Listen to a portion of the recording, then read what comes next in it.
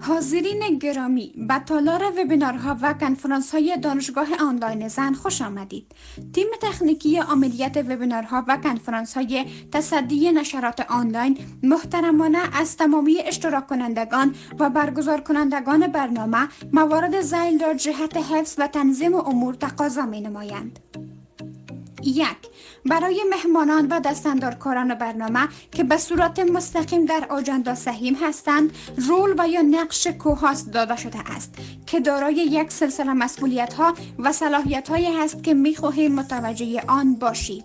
لطفاً در بخش‌های هاست منیجمنت که شامل روشن و خاموش نمودن مایک‌های سایر حاضرین، صلاحیت‌های کمره و صفحه، صلاحیت‌های ریاکشن و چت باکس و حاضری و اجازه‌نامه ورود می باشد مداخله ننمایید. این بخش مربوط تیم تکنیکی دانشگاه می شود. ضمناً در صورت روشن ماندن مایک‌های حاضرین و یا بیرون نمودن اشخاص و افراد ناخواسته از جلسه اقدام ننمایید. در صورتی که تعداد اشتراک کنندگان به حد اعظم برسد، تیم تکنیکی برای ثبات و نظم جلسه لینک را بسته نموده و ممکن در حدود 50 ست اضافی را به شکل رزرو خالی نگه دارد. از این رو در صورت آمدن درخواست های اشتراک شما اقدام به اکسپت نکنید. از همه مهمتر این که اگر می‌خواستید جلسه را نسبت به هر مشکلی ناخواسته وقت‌تر از مدت زمان معین ترک نمایید و یا به هر دلیل که شده است، لطفاً از فشار دادن گزینه End the call for everyone که بعد از کنسل برایتان ظاهر می شود جداً خودداری نمایید. حتی ترجیح می دهیم که از گزینه کنسل به صورت کلی پرهیز کنید و مستقیما تب و یا برنامه گوگل میتتان را کلوز یا بسته کنید. دوم، از سایر حاضرین و اشتراک کنندگان در برنامه تقاضا به عمل می آوریم تا پیام‌های چت باکس را صرفاً غرض سوالات و مسائل مرتبط به برنامه استفاده نمایند. هرگاه معلومات غیر مرتبط توسط افراد پرسیده شد، ممکن شخص مذکور از جلسه حذف گردد. بر علاوه از همه حاضرین جدا تقاضا به عمل می آید تا از علامت بلند نمودن دست هرگز در جریان برنامه استفاده نکنند. این گزینه صرف در بخش سوالات و جوابات مورد استفاده قرار می گیرد. شما می توانید جهت ابراز نظرتان از بخش ریاکشن ها استفاده کنید و در استفاده از آن نیز منصفانه عمل نمایید. لازم به ذکر است که هرگاه در جریان برنامه ارتباطتان قطع شد و یا بیرون شدید، دوباره می توانید از طریق لینک اصلی وارد شوید. همچنان اگر با کدام مشکل تکنیکی برخوردید می توانید با مدیر صاحب مربوط که با شما لینک برنامه را شریک ساخته است در تماس شوید و اگر مشکل اساسی داشته باشید آنها تیم نشرات را در جریان خواهند گذاشت. سوم، آجندای برنامه با سایر اشتراک کنندگان از قبل در اشتراک گذاشته شده است. از این رو تغییرات در آن و یا درخواست تغییر در روند آجندا سبب مشکلات برای تیم عملیات وبینارها و کنفرانس‌ها خواهد شد و سایر مقامات دانشگاهی تقاضا به عمل می آید که در این زمینه با ما همکار باشند. تشکر از حضور پربارتان. خوش آمدید.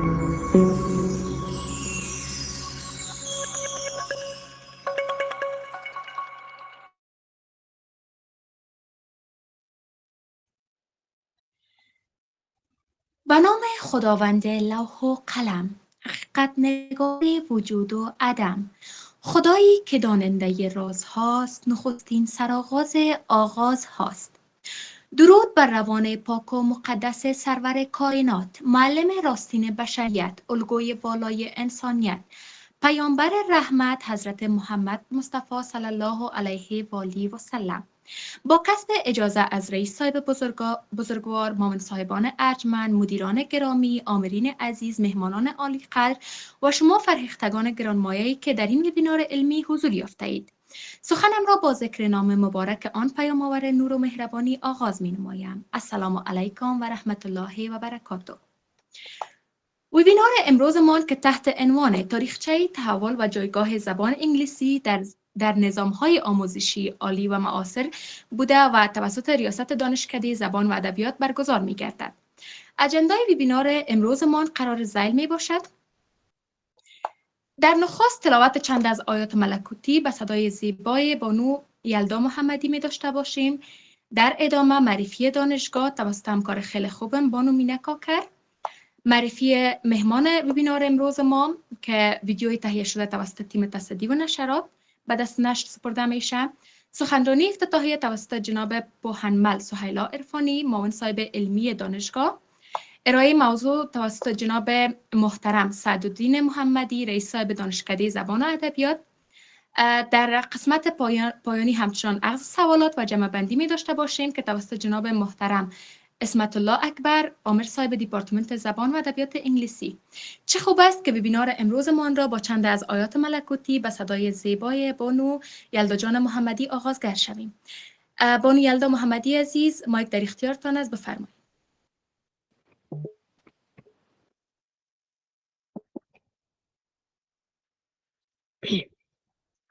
أعوذ بالله من الشيطان الرجيم.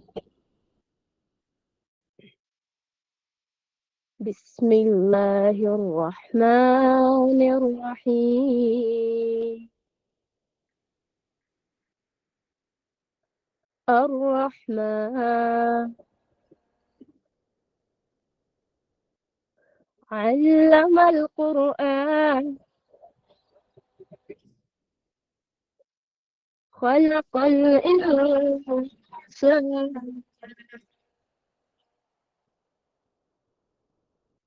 وعلمه البيان. الشمس والقمر بحسبان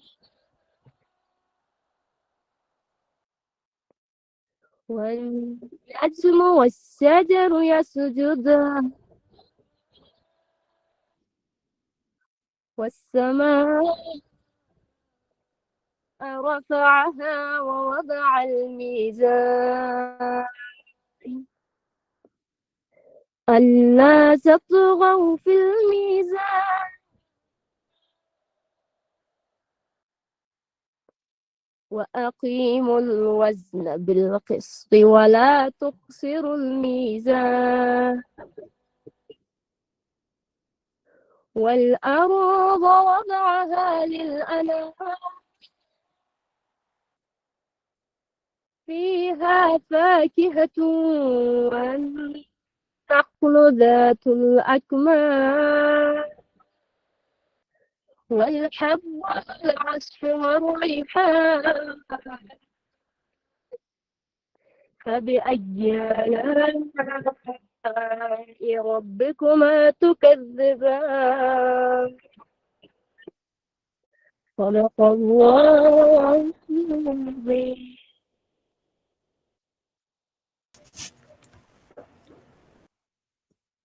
قرآن د رب کلام دی د رڼا کتاب. قرآن د رب کلام دی د رڼا کتاب، د زړونو شفا د ژوند حساب دی. د حق پیغام د صدق زرین لاره، د علم سرچینه د ایمان داوره. که زړه د توره شي قرآن رڼا ورکوي، که زړه د توره شي قرآن رڼا ورکوي، که فکر ستړی شي امید عطا کوي. بسم الله الرحمن الرحیم. قدرمنو استادانو، درنو ګډونوالو او محترمو مېلمنو، السلام علیکم ورحمت الله وبرکاته. زه مینا کاکړ خوشحاله یم چې په دې علمي ویبنار کې له تاسو ټولو سره یم. انشاءالله دا ویبنار به زه او زما درنه همکارې اغلې هاجره شرار په ښه او منظم ډول پر مخ یوسو. هیله ده چې دا د علم، پوهې او تجربې د شریک کولو یو ښکلی فرصت وي. له قاري صاحب اغلې یلدا محمدي څخه نړۍ مننه چې په خوږ غږ زموږ علمي ویبنار یې ښایسته کړ. اوس غواړم چې د ښځې آنلاین پوهنتون په لنډ ډول معرفي کړم. هیله ده چې تر پایه له موږ سره پاتې شئ. د ښځې آنلاین پوهنتون کله چې د زده کړو دروازې پر افغان نجونو وتړل شوې، د ښځې آنلاین پوهنتون خپل فعالیت د 2023 دویشتم کال د دسمبر په 22 نیټه د قدرمن پوهنیار استاد عبدالفرید سالنګي او میرمن فریده حیدري په مرسته په رسمي توګه پیل کړ. د دوی د نه ستړي کیدونکو هڅو په برکت د علم سرک یو ځل بیا وځلید او د هغو نجونو لاسنیوی وشو چې له زده کړو بې برخې پاتې شوي وي. دا یو ستر او ارزښتناک ابتکار دی چې د علم د رڼا ساتلو او د پوهې د دوام لپاره یې بېساری خدمت ترسره کړی دی. اوس مهال په ښځې آنلاین پوهنتون کې د دولتي او خصوصي پوهنتونونو ګڼ شمېر تکړه علمي، فرهنګي او وطنپال استادان په رضاکارانه توګه تدریس کوي. دوی پرته له کوم مادي امتیازه خپل قیمتي وخت د دې هېواد د راتلونکي نسل د هیلو او ارمانونو د پوره کولو لپاره وقف کړی دی. موږ له هر یو څخه د زړه له کومې منندوی یو او د الله جل جلاله څخه د بریا او سعادت غوښتونکي یو. د په ښځې آنلاین پوهنتون کې اوس مهال 14 بېلابېل پوهنځي فعالیت لري لکه طب معالجوي، ستوماتولوژي، فارمسي، قابلګي، حقوق او سیاسي علوم، اقتصاد، انجینري، ښکلا او هنرونه، کمپیوټر ساینس، ژورنالیزم، نرسنګ، شریعت، ښوونه او روزنه، ارواپوهنه، کرنه او د ژبو او ادبیاتو پوهنځی. په دغو پوهنځیو کې نږدې 11,000 محصلین د خپلو استادانو په مرسته د زده کړې په بهیر کې فعاله ونډه لري او د علم په ترلاسه کولو کې نه ستړي کیدونکې هڅې کوي. د درسي غونډو ترڅنګ د محصلینو د ظرفیت لوړولو لپاره د بېلابېلو لنډمهاله پروګرامونو او ویبنارونو لړۍ هم په دوامداره توګه ترسره کیږي. نن ورځ د پوهنتون مؤسس پوهنیار استاد عبدالفرید سالنګي، میرمن فریده حیدري، محترمې مرستیالانې پوهنمل سهیلا عرفاني او استاد عادله زماني، د 14 پوهنځیو درانه رئیس صاحبان، محترم مدیر صاحبان او ټول اداري او تخنیکي ډله د نه ستړي کیدونکو هڅو او خدمتونو له امله د ستاینې او مننې وړاندوي دي. دا یو لنډه پیژنګلوي د ښځې آنلاین پوهنتون څخه. د پروګرام په دې برخه کې د تخنیک له ټیم څخه هیله کوم چې چمتو شوي ویډیو نشر کړي او له تاسو درنو ګډونوالو څخه هم هیله کیږي چې تر پایه له موږ سره پاتې شئ.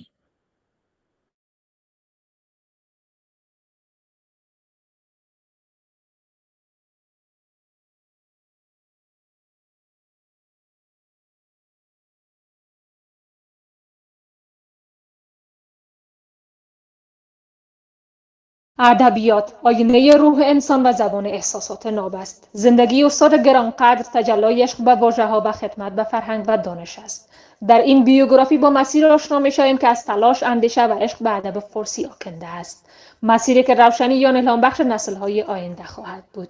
اسم بزرگوارشان سعدالدین محمدی، از چهره‌های جوان پر انرژی و علمی افغانستان در سال 1997 میلادی در ولایت کابل و در خانواده متدین و فرهنگ دوست دیده به جهان گشود.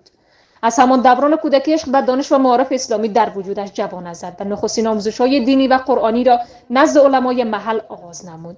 تحصیلات ابتدایی و متوسطه‌اش را در مکتب سید جمال‌الدین افغان با درخشش علمی و اخلاقی سپری کرد و سپس در لیسه عالی غازی با تلاش بی‌وقف و آغوش سرشار مقام اول نمرگی را کسب نمود.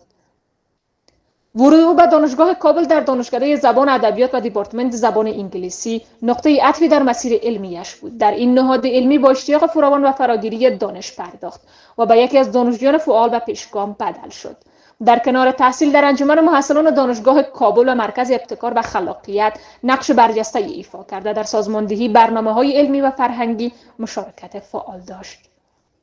در سال 2020 میلادی به حیث اسیستان در دیپارتمنت زبان انگلیسی دانشگاه کابل تعیین گردید و پس از فراغت به عنوان استاد همکار به تدریس ادامه داد. روش آموزشی او مبتنی بر تفکر انتقادی، خلاقیت و تقویت مهارت‌های ارتباطی بود. افزون بر فعالیت رسمیش در مراکز آموزشی و خصوصی نیز به تدریس زبان انگلیسی پرداخت و در تربیت شاگردان مستعد نقش مؤثر ایفا نمود. همکاری او با نهاد غیر دولتی DSU در زمینه‌های آموزش، صحت و حقوق بشر نشان از روحیه خدمتگزاری و تعهد اجتماعیش دارد. در سپتامبر سال 2023 همکاری خود را با دانشگاه آنلاین زن آغاز کرد و پس از مدت کوتاهی به مقام آمر دیپارتمنت زبان انگلیسی و سپس رئیس دانشکده زبان ادبیات ارتقا یافت. در این سمت‌ها با درک عمیق از نیازهای آموزشی، برنامه‌های نوآورانه را طراحی و اجرا نمود که موجب ارتقای کیفیت تدریس و انگیزه علمی در میان محصلان گردید. علاقمندی او به تحقیق و پژوهش منجر به نگارش 2 مقاله علمی در زمینه وضعیت آموزشی افغانستان شد که در حال بررسی برای انتشار در ژورنال‌های علمی اند. این آثار بازتاب‌دهنده نگاه تحلیلی و تعهد علمی او به پیشرفت آموزشی در کشور میباشد.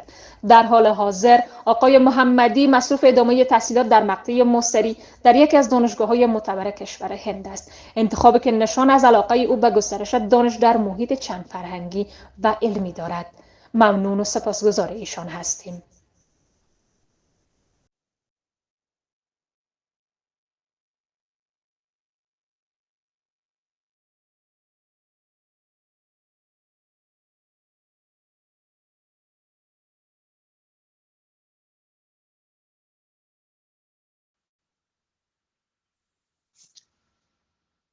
تشکر از تیم تصدی و نشرات بابت نشر ویدیو. حال در این قسمت از وبینار از جناب بوهنیار عبدالفرید سالنگی، رئیس و مؤسس دانشگاه نیکنام آنلاین زن خواهش مندیم تا سخنرانی افتتاحی وبینار امشبمان را داشته باشند. جناب رئیس صاحب بزرگوار، مایک در اختیارتان است، بفرمایید. تشکر جناب نبی صاحب. من فکر کنم که معاون صاحب علمی در آجندا بودن، جوین شدن به جلسه. اگر اونا حضور داشته باشن صحبت کنن خوب است که اونا صحبت داشته باشن. باز اگر نبودن ما در خدمت هستیم. تشکر جناب رئیس صاحب محترم. با عرض سلام و شب بخیری خدمت همه عزیزان و بزرگوارانی که در این وبینار حضور دارند.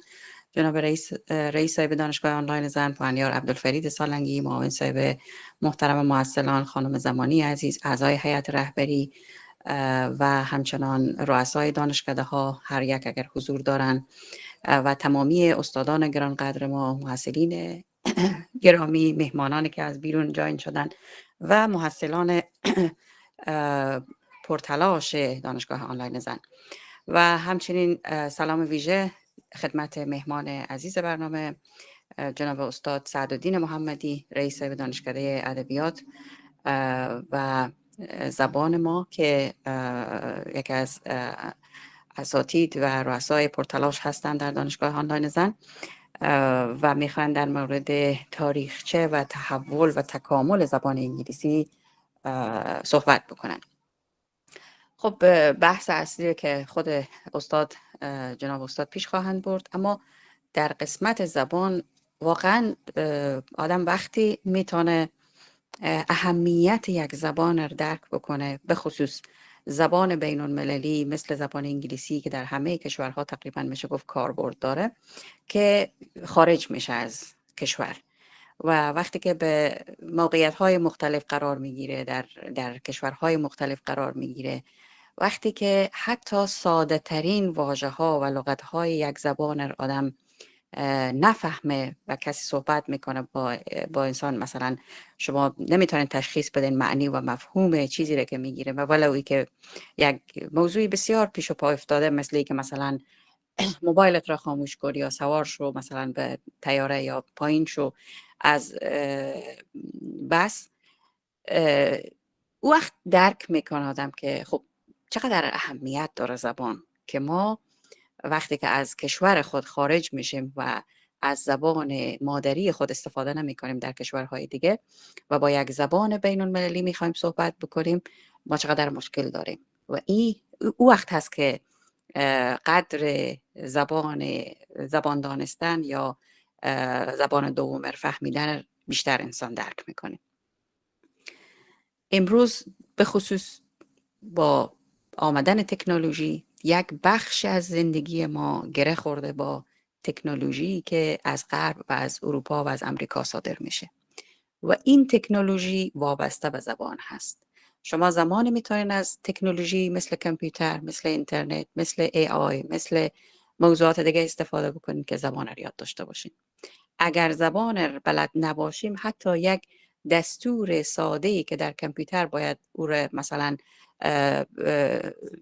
راهنماییش بگیریم و پیش ببریم نمیتونیم. به خاطر چی؟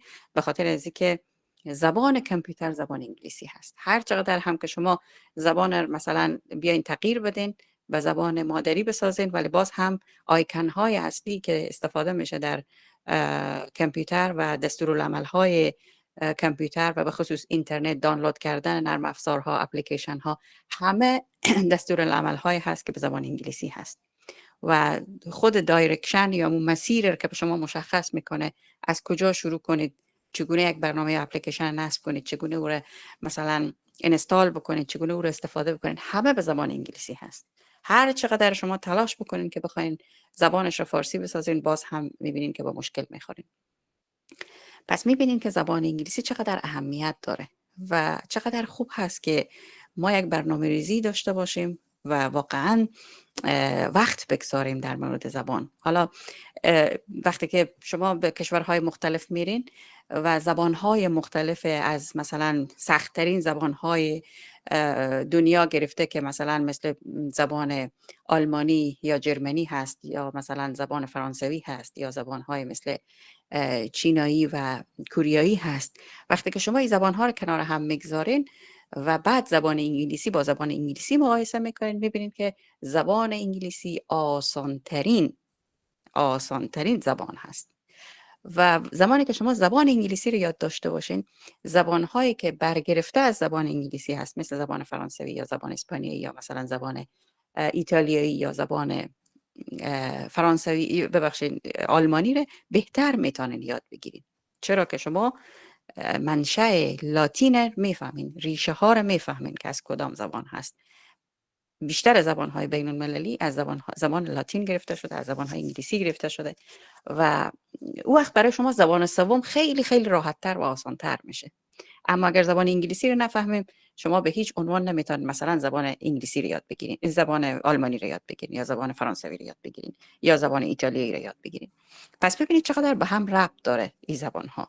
ریشه مثلا شما شباهت هایی که بین حروف الفبای زبان عربی و زبان مثلا فارسی و زبان پشتو میبینین، گاهی وقت این کلمات مشترک در هر سه زبان میبینین وجود داره. بنابراین اگر شما یک زبان رو یاد داشته باشین، به دو زبان دیگه هم زمانی که کلمات رو میشنوین آشنا هست گوش شما و میتونین درک بکنین مطلبه. به همین شکل زبان های بین المللی هم به همدیگر ارتباط داره و هر چقدر ما وقت بگذاریم، حالا نیازی نیست که روز چندین ساعت وقت بگذاریم، اگر روز نیم ساعت هم وقت بگذاریم، یک چند لغت رو یاد بگیریم، کاربرد اون لغات رو یاد بگیریم. من یادم هست که مثلا ما از زمانی که صنف فرزن 6 و 7 مکتب بودیم، زبان انگلیسی شروع شد. خب این زبان بخوان، باز در دانشگاه و پانتون هم بخوان، باز بعد از او کورس هم بگیر، آخرم یاد نداشتیم. اکثر کسایی که در افغانستان هستن به همین شکل هستن، در ایران به همین شکل کل عمر خود انگلیسی میخوانیم، ولی متاسفانه باز وقتی که نیاز هست که به کار برده بشه این زبان، میبینیم که زبان بلد نیستیم یا نمیتونیم 4 کلمه ساده مثلا یا 4 جمله ساده بگیم. چرا؟ به خاطر اینکه شیوه مطالعه ما و شیوه تدریس ما و متدهایی که ما داریم واقعا مشکل داره. ما بیشتر سر گرامر تاکید میکنیم تا سر مکالمه و کاربرد زبان هیچ وقت استعمال نمیکنیم. حالا یک دوست در امریکا تعریف میکرد، میگفت که یکی از دوستا از طریق برنامه فولبرایت به بورسیه پذیرفته شد، آمد به امریکا، ماستری خود در امریکا خواند از طریق بورسیه فولبرایت. ولی میگفت وقتی که صحبت میکرد ما گپایش نمیفهمیدیم که چی میگه. اصلا واژه هایی که استفاده میکرد میگفت واژه های نامفهوم و واژه های کتابی، واژه هایی که مثلا اصلا استعمال نداره در مکالمه روزمره، این واژه ها رو به کار میبرد. سال اول که آمده بود باز میگفت برش میگفتیم که نه، این رقم نباید صحبت بکنی تو، مثلا واژه ها باید واژه های باشه که بیشتر کاربرد داره در زبان گفتاری. این واژه ها، این مثلا اصطلاحات باید به کار برده بشه. و بعد گفت کم کم بعد 4-5 سال یادم مثلا حال وقتی که صحبت میکنه همگی صحبتش هم میفهمن. ببینید چقدر تفاوت هست بین متد درسی. ولی مثلا یک طفل مکتبی که در سویدن، حالا سویدن یک سیستم جالب داره در مکاتب که از صنف اول و 2 اینا شروع میکنن به انگلیسی خواندن، در کناری که سوئدی یاد میگیرن. درسایشان اکثرا به انگلیسی هست، درسای دانشگاهشان به انگلیسی هست. اصلا جالب است که مثلا در تلویزیون هایشان زمانی که شما برنامه ها رو نگاه میکنین، اکثر برنامه ها زیرنویس انگلیسی داره یا به زبان انگلیسی هست. بنابراین در سویدن که شما میرین اکثر مردم انگلیسی صحبت میکنن و یک مثلا کودکی که در سویدن به صنف 3 و 4 مکتب هست، وقتی که میبینی به یک کشور انگلیسی زبان مثل بریتانیا یا انگلستان یا مثلا امریکا میای، خیلی راحت صحبت میکنه با مردم. اما در فرانسه چنین چیزی نیست. در فرانسه مثلا شما میبینین که از یک نفر به انگلیسی اگر میپرسی یا صحبت میکنی به انگلیسی، جواب دادن نمیتونه یا نمیخواه جواب بده. به خاطر چی؟ به خاطر اینکه برخی همو نژاد پرستی های زبانی رو شما مشاهده میکنین. ببینید تفاوت ها رو آدم دقیقاً حس میکنه زمانی که به کشورهای مختلف سفر میکنه و میبینه که چه میگذره. اما کدام سیستم بر مبنای سیستم های آموزشی زبان های بین المللی به خصوص زبان انگلیسی کاربرد داره و کدام سیستم واقعا جواب میده، این چیزی هست که باید تحقیقات گسترده در این زمینه صورت بگیره که ما تشخیص بدیم واقعا کدام سیستم میتونه سیستم موثری باشه برای آموزش زبان. خب من بیشتر از این صحبت نمی کنم. میفهمم که خود استاد هم حتما بحث های عمده و گسترده دارن در این مورد. خوشحال هستیم که با یک وبینار دیگر در خدمت همه دوستان هستیم و تشکر از دانشکده ادبیات و همچنین بخش نشرات ما که این وبینار گردانندگی و نشر میکنن. صحبت ها رو فکر میکنم باید بسپریم به جناب استاد و بشنویم از جناب استاد که چه گفتنی های در مورد زبان و تاریخچه و تحول زبان برای ما دارند. تشکر از توجه همه شما. راځئ چې د مینې مشعل بل کړو یو ځل بیا، راځئ چې د مینې مشعل بل کړو یو ځل بیا، د علم په لار روان شو له زړه صفا. ژوند د هسې نه ښکلی کېږي نه د ناز، د زړونو جرأت جوړوي هر راز. که پوهه وي که ایمان وي دواړه رڼا ده، که پوهه وي که ایمان وي دواړه رڼا ده، انسان ته دا دواړه د ژوند لاره ده. د پوهنتون محترم علمي مرستیال څخه نړۍ مننه د هغوی د ارزښتناکو او معنوي خبرو لپاره. حضور یې زموږ د دې علمي ویبینار غونډې ته عزت او رڼا ورکړه. ډېره زیاته مننه ماون صاحب. او اوس زموږ په ډېر درناوي سره د محترم میلمه ښاغلي سعدالدین محمدي ته بلنه ورکوم چې زموږ سره خپلې ګټورې او ارزښتناکې تجربې او معلومات شریک کړي. رئیس صاحب مایک ستاسو په اختیار کې دی. تشکر بسیار زیاد بانو کاکر عزیز. السلام علیکم و رحمت الله و برکاته. صدای ما دارین؟ بله رئیس صاحب موږ ستاسو غږ اورو. سلامت باشین. عرض سلام و خسته نباشید دارم خدمت رئیس صاحب محترم دانشگاه آنلاین زن جناب پاهنیار عبدالفرید سارنگی، همچنان معاون صاحب علمی محترم پاهنمال سهیلا عرفانی، رئیس های دانشکده های محترم، آموزش صاحب های محترم، مدیر صاحب های محترم، استادان عزیز، مسئولان عزیز و همه مهمانان ارجمندی که در این برنامه علمی آنلاین با ما حضور دارن و اینجا قدم رنجه فرمودن. امید دارم که همه شما در کمال خوبی و سلامتی و موفقیت باشین. تشکر بسیار زیاد جناب معاون محترم از صحبت‌های بسیار ارزشمندتان، از صحبت‌های بسیار مفیدتان. سلامت باشین.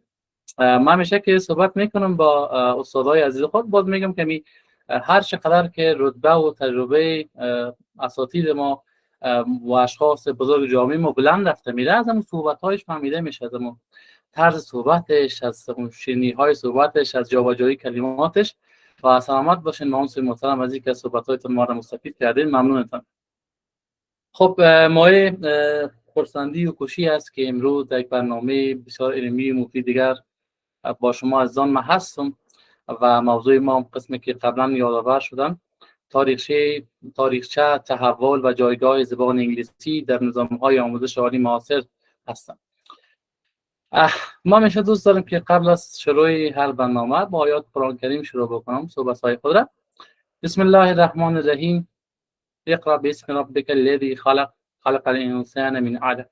اقرأ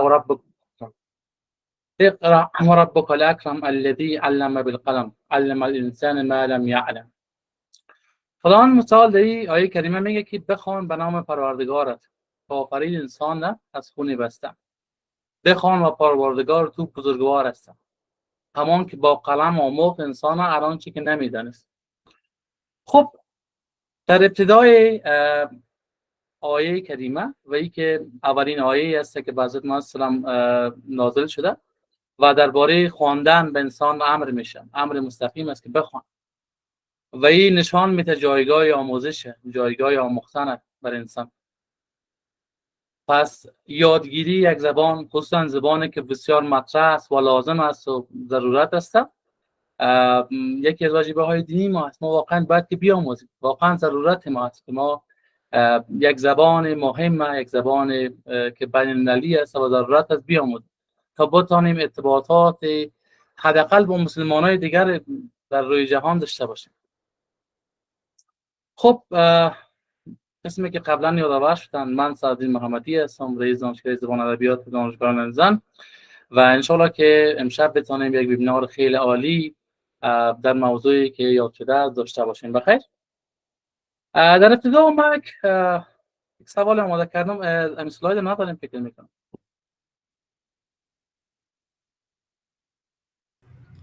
سلاید شته محمدی صاحب، شته سلاید. من نمیفهم چون ندارم. خب بیاین بگذاریم دیگران میتونن ببینن اسلاید.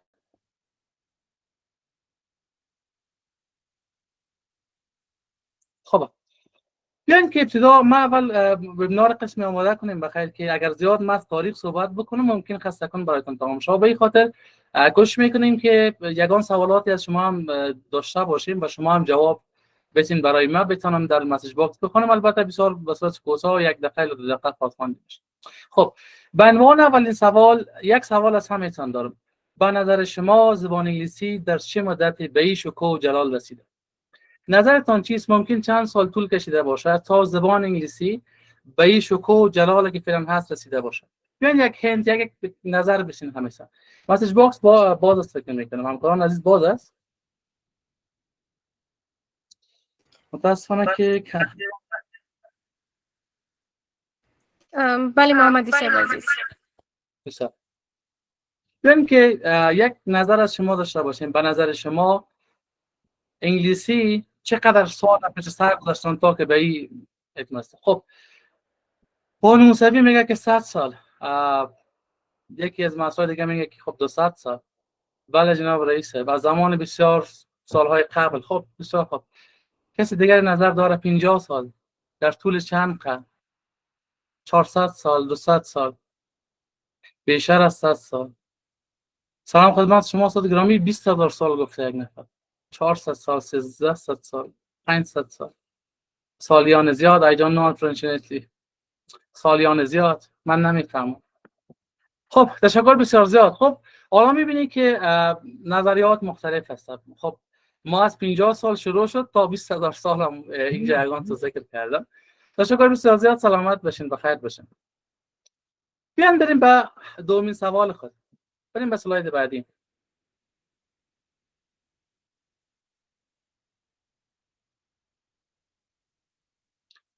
خب به نظر شما کدام زبان تاریخ قدیمی‌تر دارد؟ زبان فارسی دری و یا زبان انگلیسی؟ بسیار خلاص در 1 دقیقه برام جواب بدین. خب گفتن فارسی، فارسی، فارسی، فارسی انگلیسی، فارسی دری، فارسی، فارسی، فارسی عربی، فارسی، فارسی. خب تشکر بسیار زیاد. سلامت باشین. خب حال ما با 2 سوال بسیار مهم اینجا ما رو روبرو شدیم. اولی که خدمت دری زیاد است یا با انگلیسی و دیگری که چند سال از انگلیسی گذشته تا که به این شکوه و جلال رسیده. بیان بریم به سلاید بعدی. خب مطالبی که ما در این وبینار خواهد داشتیم، در ابتدا منشأ و داغچه زبان انگلیسی را خواهد داشتیم که چگونه انگلیسی از ریشه های ژرمنی پا به دنیا گذاشت. دومین مطلب ما گسترش جهانی و بین‌المللی شدن زبان انگلیسی هست. چگونه زبان به زبان ارتباط جهانی تبدیل شده. زبان انگلیسی در نظام‌های آموزش عالی، نقش زبان انگلیسی در دانشگاه‌ها و مراکز علمی چگونه هست. مطلب بعدی چالش‌ها و فرصت‌های زبان انگلیسی در آموزش عالی است.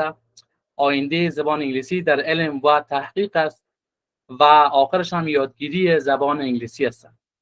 این نکات کلیدی هستند که مسیر وبینار امروز ما را شکل میدن و به ما و شما کمک میکنه تا دید کامل و روشن از اهمیت زبان انگلیسی در آموزش عالی و علم امروز را درک کرده بتوان.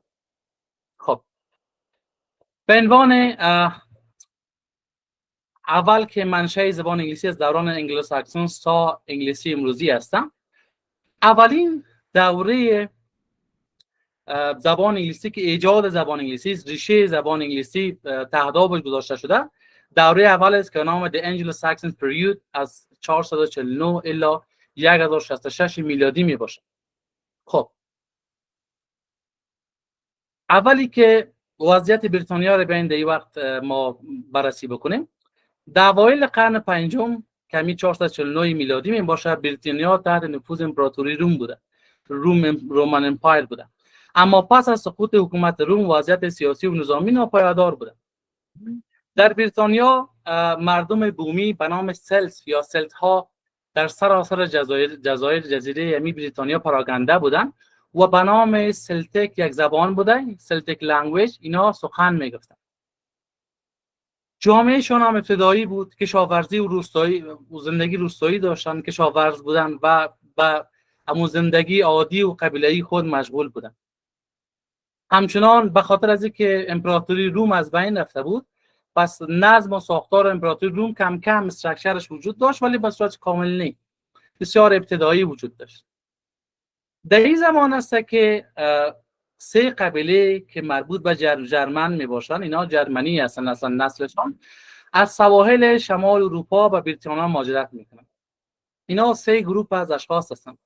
گروه اولش به نام انجلز میگن که انگل ها به دری میگنشن، از منطقه شمال آلمان یا اسکاندیناوی میگه، اینا عمدتاً به شرق و شمال بریتانیا ساکن میشن. گروه دیگه گروه ساکسونز هست یا ساکسون هاست که از شمال آلمان و هالند بیشتر در جنوب و جنوب شرق جزیره بریتانیا اینا ساکن میشن. و سومین گروه یا قبیلهشون اینا جوتس یا جوت ها هستن که از دنمارک امروزی که وقت به نام یوتلند یاد میشد، در مناطق کوچک جنوب شرقی و جزایر کنار ساحلی بریتانیا اینا مستقر میشن. اینا با خود یک زبان جدید میارن کی زبان از انگلیسی میگن. خب در ابتدا زبان سلتیک بوده، زبان خود مردم بریتانیا، مردم قبیله‌ایشان بوده، قبایل سلتس بوده. بعد سه گروه از قسمت‌های از آلمان و دنمارک وارد بریتانیا میشن و اینا یک زبان جدید را با خود آوردن، همون زبان انگلیسی است. حالا خب حتما زبان میتونه که بسیار وقت پیش ایجاد شده باشه، ولی در تاریخ ما چیزی که ثبت شده نمی است که خب سه قبیله آمدن و نمی زبان تشکیل دادن. قسم آریایا و بلخ میان و مدنیت جدید ایجاد میکنن. به می قسم سه گروه هم که همون انجلز و ساکسونز و جوتس هستن، از قسمت‌های از آلمان و دنمارک میآیند و زبان انگلیسی را با خود میارن. در ابتدا با مردم سلت که قبایل سابقه‌شون بوده وارد درگیری میشن، ولی آهسته آهسته با هم دیگر میسازن، آهسته آهسته مجبور میشن که خب مهاجرین هم جای بتن داخل.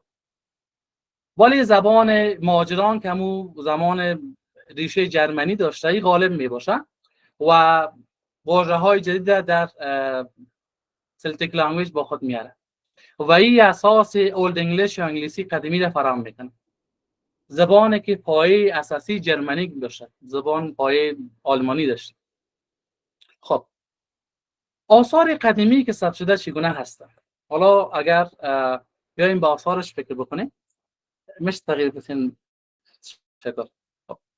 در دری اگر ما مثلا بگیم که خب آثار قدیمی که ثبت شده کدام ها بوده در دری، ممکن بگیم خب داستان‌های رستم و سهراب بوده و یا شاهنامه فردوسی اینا از همون اوایل ثبت شده به نام به زبان ما که پهلوی بوده و سابق دری آهسته آهسته فارسی و دری شده.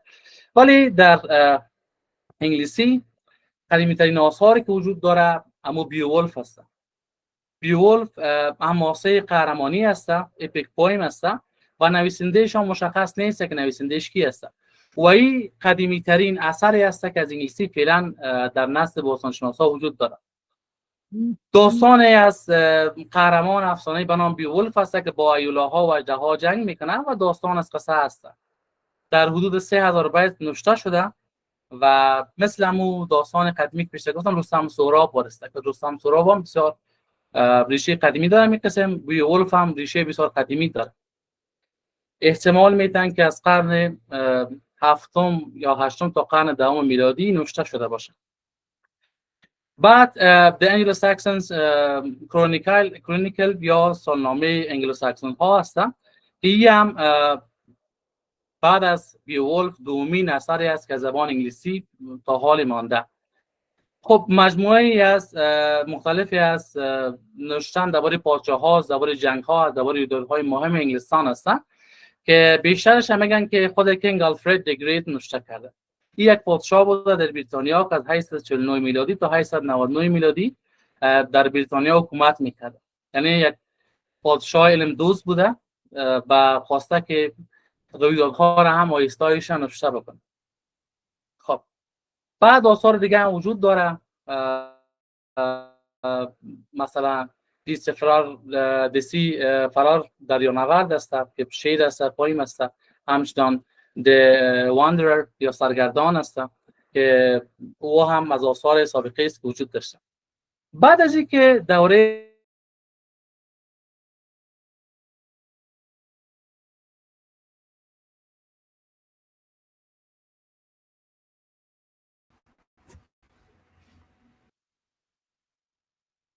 محمدي صاحب مونږ ستاسو غږ نه لرو په بخښنې سره.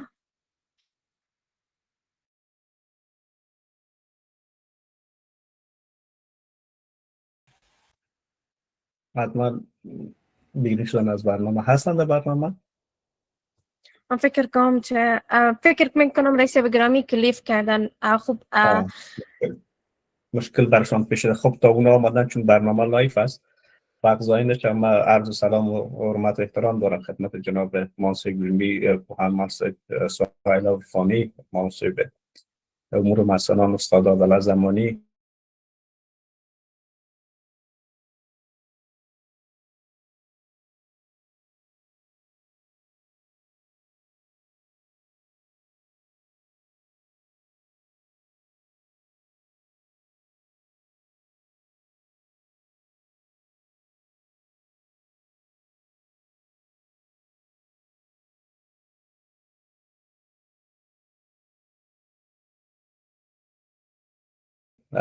اساتید عزیز بگم. بله رئیس محترم بفرمایید. کمی قطع وصل شده بود، فعلا درست شد. بفرمایید. موضوع خیلی زیاد مهم است، هرچند که مطلب مناسب در صحبت‌هایشان و همچنان تا جایی که صحبت‌های محمدی صاحب گوش کرده مدار کردن. ببینین اهمیت زبان انگلیسی در چند بخش به شکل گسترده و همشمول یا دنیا شمول هستند. یک بخشی است که به عنوان پل ارتباط بین ملت‌ها و گویندگان دیگر زبان‌ها هستند. بخش دوم هم من جمله ما تکمیل کنم. محمدی صاحب شروع کردم شما مولف شده. بخش دیگهش بخش فناوری و تکنولوژی است. هر آن چیزی که امروز به صورت یک پدیده جدید وارد زندگی انسان ها میشه، اهمیت زبان انگلیسی در او بیشتر است. و بخش دیگر هم بخش تحقیق و آموزش هست که در این سه بخش به شکل گسترده زبان انگلیسی پهناور است و به شکل گسترده از اون استفاده میشه. که محمدی صاحب تنها روی بخش علمیش دارن صحبت میکنن و تحقیقاتیش صحبت میکنن. ببخشید محمدی صاحب، من از وقت استفاده کردم که وقت طلب نشد چون برنامه لایف است، به خاطر صحبت کنم. خواهش می‌کنم رئیس صاحب، نمی‌فهم چرا می پیش مشکل پیدا کرد. تشکر بسیار از جناب رئیس صاحب عزیز. سلامت باشین، بخیر باشین. خب بریم به اسلاید بعدی. مربوط به The Middle Ages میشه. بعد از اینکه دوره منشأ و ریشه زبان انگلیسی خلاص بشه، دوره بعدی The Middle Ages هست. خب این دوره ادبیات انگلیسی از 1066 میلادی تا 1485 میلادی دوام میکنه. بیشتر از این فتح نورمن ها هستن. نورمن ها از قبایل هستن که ویلیام د کاندیورر یا ویلیام فاتح هستن، رئیس جمهوری پادشاه اینا هستن و اینا از شمال فرانسه به انگلستان حمله میکنن و قدرت در بریتانیا میگیرن. قدرت در بریتانیا میگیرن. خب بعد از اینکه فرانسوی ها قدرت میگیرن باعث میشه که زبان فرانسوی دوباره رایج شود و در جامعه عملا دو زبان موجود می باشد در میدل ایجز، در دوره میدل ایجز. یکی در دربارها، در دربار و در محل اشراف نشین زبان فرانسوی است، ولی در بین مردم عام هنوز هم زبان انگلیسی رایج است و ما عملا یک بایلینگوال سوسایتی را می داشته باشیم در این دوره. البته بیشتر ادبیاتی که در این زمان وجود داشت مربوط به دوره مربوط به شوالیه‌گری و مضامین مذهبی بودن و همچنان کمی درباره عشق درباری هم وجود داشت. شوالیه‌گری به معنای دری میشه به جهاد ما می تعبیر بکنیم، مثلا داستان‌ها درباره مجاهدین و جهاد اینا باشه. این قسم شوالیه‌های اونا هم مثل مجاهدین ما واره هستن و او شوالیه‌گری می باشه و عملا زبان تغییر میکنه. اولد انگلیش تبدیل میشه به میدل انگلیش و در اینجا بعضی از واژه‌های فرانسوی و لاتین در انگلیسی قطع میشه و باعث میشه که زبان اولد انگلیش کم کم تغییراتش به و یک زبان جدید را تشکیل بده. البته ایده نباید که ما فراموش بکنیم که چون از جرمنی زبان انگلیسی آمده زیاد کلمات آلمانی و کلمات لاتین در خود داشته، یعنی قدر سوچه که انگلیسی رو فکر میکنیم نیست. اینا یک زبان مختلط هست و واژه های زیادی دیگه هست. خب آثار این دوران که بسیار برجسته بوده، خب کسایی که خودشان نیتیو اسپیکر انگلیش هستن اینا بیشتر بازی اشخاص هم میشناسن. The Canterbury Tales by جیفری چاوسر هستن، آثار مهم دوره The Middle Ages هستن. مجموعه از داستان‌ها توسط زایرین روایت میشه. همچنان پیرس بلاومن هست با ویلیام لانگلند هست که هم آثار مهم هستن و همچنان سر گاوین اند گرین نایت هست که هم از شاعر ناشناس هست. شاعرای مشهوری که در این دوران بوده همون جیفری چاوسر بوده که پدر ادبیات انگلیسی نامگذاری کردن اینا را. اما ویلیام لانگلند است که نویسنده است و جان گاور هم هست که شاعر اخلاقی و اجتماعی است. از رویدادهای مهمی دوره اگه ما یاد بکنیم میشه حکومت نورمن ها یاد بکنیم که قبلا گفتم از فرانسه اینا حمله کردن و فرانسوی بودن. همچنان جنگ های صلیبی به وجود آمد. این باعث میشه که جنگ های بسیار زیاد بین فرانسوی ها و بریتانیایی ها رخ بده و در مجموع تمام دوره در جنگ سپری میشه. جنگ 100 ساله است که انگلستان و فرانسه با هم دیگر داشتن و ظهور طبقه میانه است. خب در دوره بسیار زود قدیمی دو طبقه بود، یا بسیار اشراف بود یک آدم، یا ای که غریب بودن، یا که در قصر زندگی میکرد، یا که غریب بودن و کشاورز بودن. ولی در این دوره طبقه میانه به وجود میاد، یعنی کسایی که غریب هستن آهسته آهسته کم سطح اقتصادشون بلند میشه و طبقه میانه رو به وجود میاد. خب تا این دوران دوره زیاد با شکوه به خاطر زبان انگلیسی نبوده. اما دوره دیگه به نام رنسانس است یا رنسانس از 1485 up to 1660 از 1485 میلادی الی 1660 میلادی دوره جدید ایجاد میشه که دوره رنسانس یا رنسانس باشد میکنه. خب این دوره را چرا رنسانس میگن؟ در زبانهای فرانسوی و آلمانی و همه اروپا در مجموع رنسانس دورهش بسیار زیاد مهم است، قابل اهمیت است. رنسانس به معنای بیداری فکری، علمی و هنری است. یعنی در این دوره از ایتالیا آغاز شده و به طرف بریتانیا رسیده، جایی که انسانگرایی یا هیومانیسم توجه بسیار زیاد برش شده.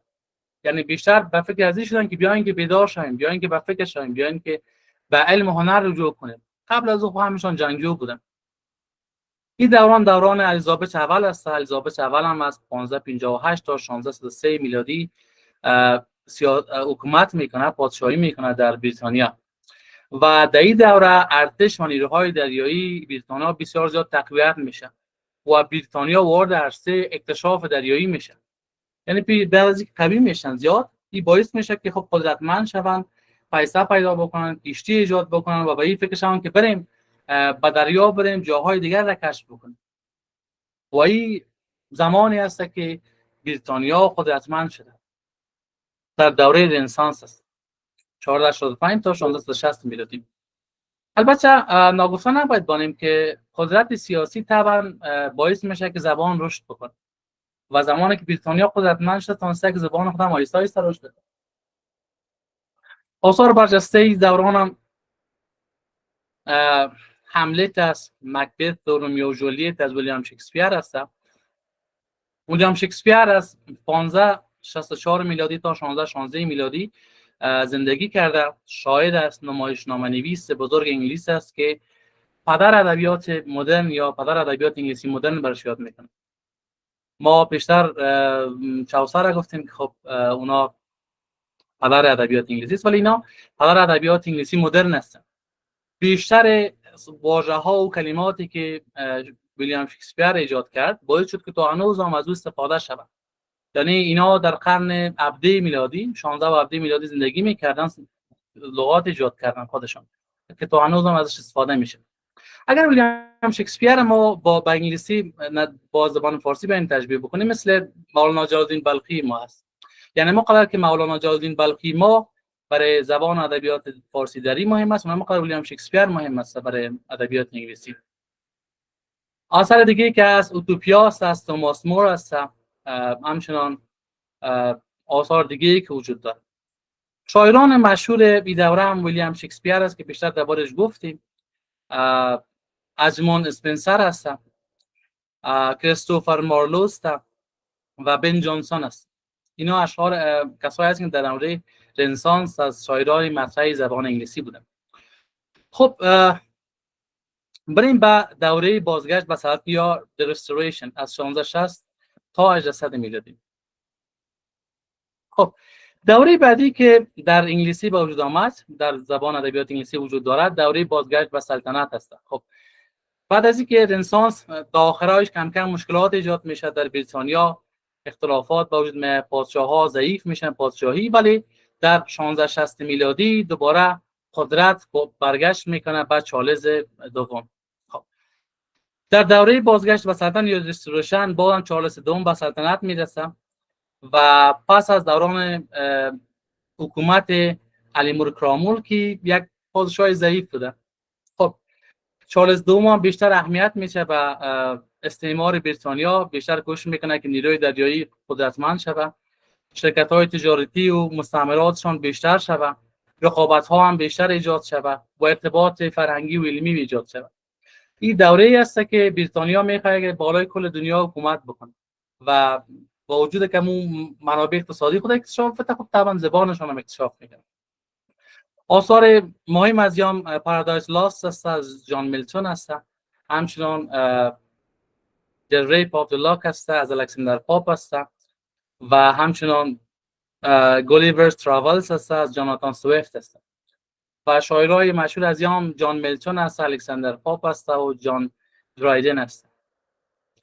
در این دوره هم خب چارلز دوم به قدرت میرسه، انقلاب علمی به وجود میاد، مطبوعات به وجود میاد، نیوزپیپرها به وجود میاد، پرس به وجود میاد و تئاتر نوین به وجود میاد.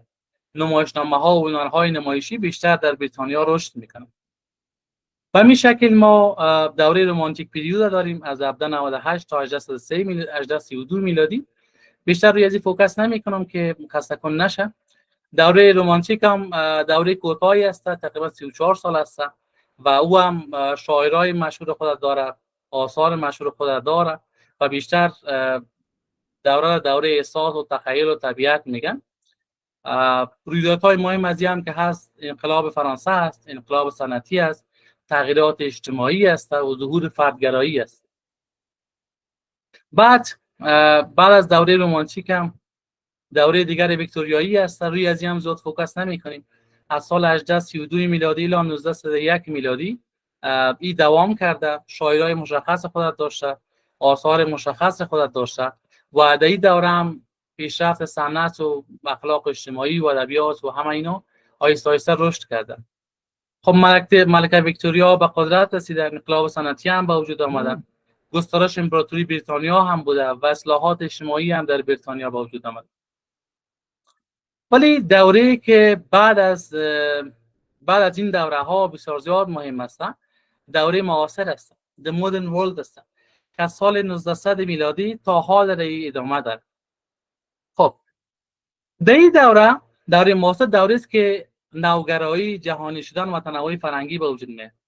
نویسندگان و شاعران به سبک‌های جدید رو میارن و همچنان وضعیت سیاسی و جهان بسیار زیاد تغییر میکنه.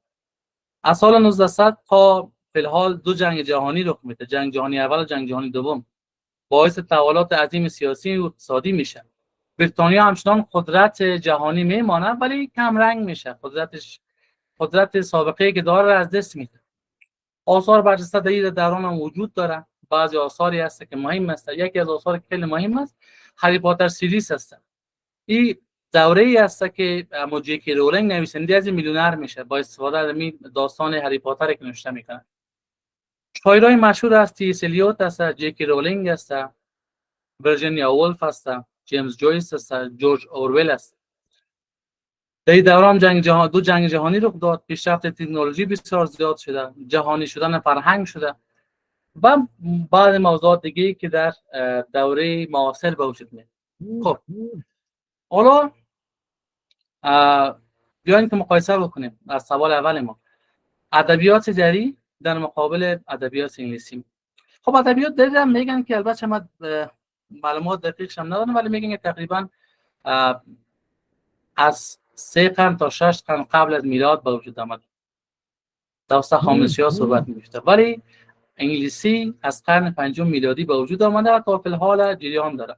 البته نظر به تاریخی که ما خواندیم تا قرن‌های 15 و 16 به خاطر مشکلاتی که در بریتانیا بوده، به خاطر اقتدار سیاسی که در بریتانیا وجود نداشته، باعث شده که انگلیسی زیاد انکشاف نکنه و پیشین انکشاف از بعد از دوره رنسانس به وجود میاد. از قرن 17 شروع میشه.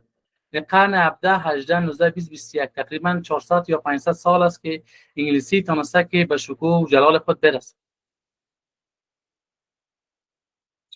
بیاین یک سوال دیگر داشته باشیم. به نظر شما چگونه انگلیسی در تمام دنیا گسترش پیدا کرده و عوامل انتشار و پخش زبان انگلیسی کدام ها هستند؟ من از مسیج باز جواباتون میخوام. به نظر شما چی عوامل باعث شده که انگلیسی در گسترش پیدا بکنه بیش از حد در دنیا؟ عواملی که وجود داره کدام ها هستند؟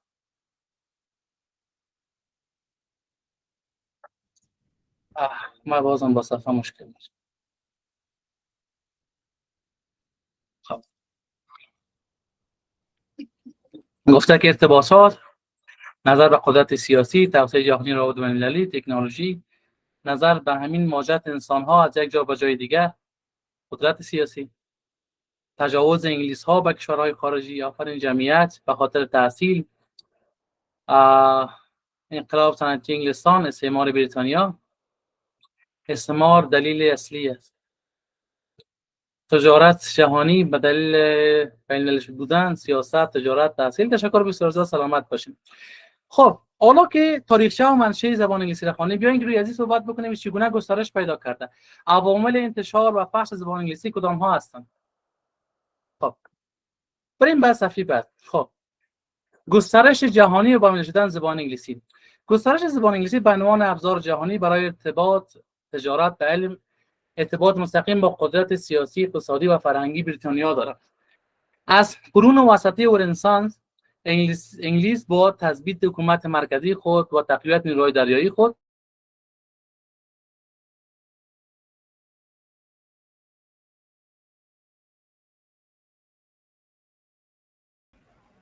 محمدی صاحب مایک شما باز فکر کنم که مشکل پیدا شد، مشکل اینترنتی، صدای شما را نداریم.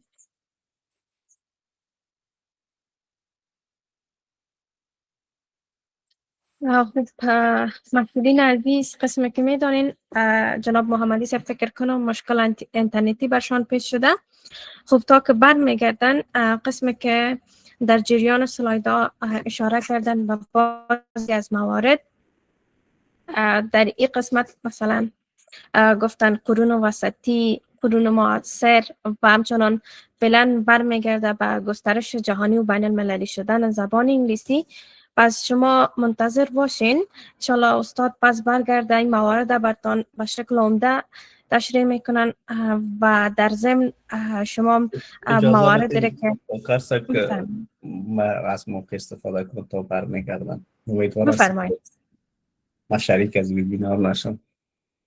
تشکر و فکر کنم که هنوز در موضوع اصلی محمدی صاحب نرسیده. بخش اساسی که قابل اهمیت بله محمدی صاحب عزیز صدای شما را داریم، اما فکر کنم مشکلات اینترنتی از شماست. بنان رئیس صاحب یکم موضوعات گفتن، شما میتونین که ادامه بدین. سلامت باشین. تشکر بسیار رئیس صاحب.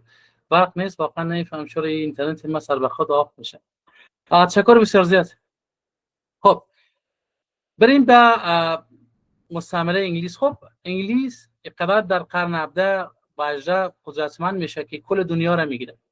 طبعا وقتی کل دنیا از خودت باشه زبانتون پیشرفت میکنه.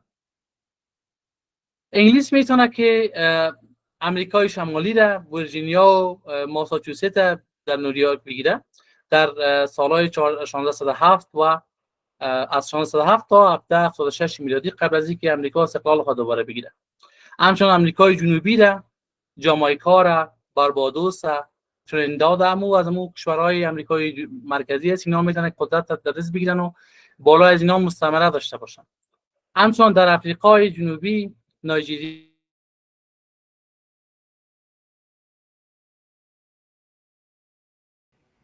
حکومت میکنن. در آسیا هم قسم خبر دارن، هند، پاکستان، افغانستان، بنگلادش، مالزی، سنگاپور تا سال 1947 که هند مستقل شد. تا این وقت هم بالای تمام کشورهای آسیایی خصوصا هند حکومت میکرد. در اقیانوسیه هم استرالیا و نیوزلند تحت تصاحب خود قرار میده که استرالیا و نیوزلند من فکر میگم تا هنوز هم مستعمره انگلیس هست و مستقل نتونسته شد. خب این که بتونه در تمام قاره ها این حکومت بکنه، طبعا که زبان خودم بیش از حد گسترش میده. یکی از دلایل گسترش زبان انگلیسی و جهانی شدن زبان انگلیسی همان مستعمره شدن کشورهای بسیار زیاد به انگلیس است. بریتانیا تونسته که بالای تمام قاره ها حکومت بکنه و این باعث شده که زبان انگلیسی هم بیشتر گسترش پیدا کنه و انکشاف بکنه. موضوع خیلی مهمی که حالا در بین مستعمرات وجود داره کشف قاره امریکا است. گرچه قاره امریکا توسط کریستوفر کلمب در 1492 میلادی کشف میشه، البته او کریستوفر کلمب تحت مایه پادشاه اسپانیا قرار داره و فکر میکنه که سفر اصلیش است که برای به قسمت‌های از خاک هند بره، ولی اشتباه هم راه را گم میکنن و طرف امریکا میدن و در امریکا اینا پیاده میشن و خارج جدید را کشف میکنن. ولی انگلیس‌ها هم چون قدرتمند هستن در اوایل قرن 17 اینا داخل خاک امریکا میشن. ویرجینیا را در 1607 میلادی و ماساچوست در 1620 میلادی اینا مستعمره خود میسازن و این باعث میشه که در امریکای شمالی که فعلا ایالات متحده آمریکا قرار داره زبان انگلیسی زبان اصلیشون شود، چون بریتانیا گرفته شد و زبان خود در اینجا انکشاف داده و اون مردمای بومی هم آهسته آهسته مجبور ساخته که با زبان انگلیسی صحبت بکنن و از دلایل بسیار قدرتمند دیگه‌اش نمی کش گرفتن امریکا هست که تونسته با زبان انگلیسی غنامندی بیشتر ببخشه.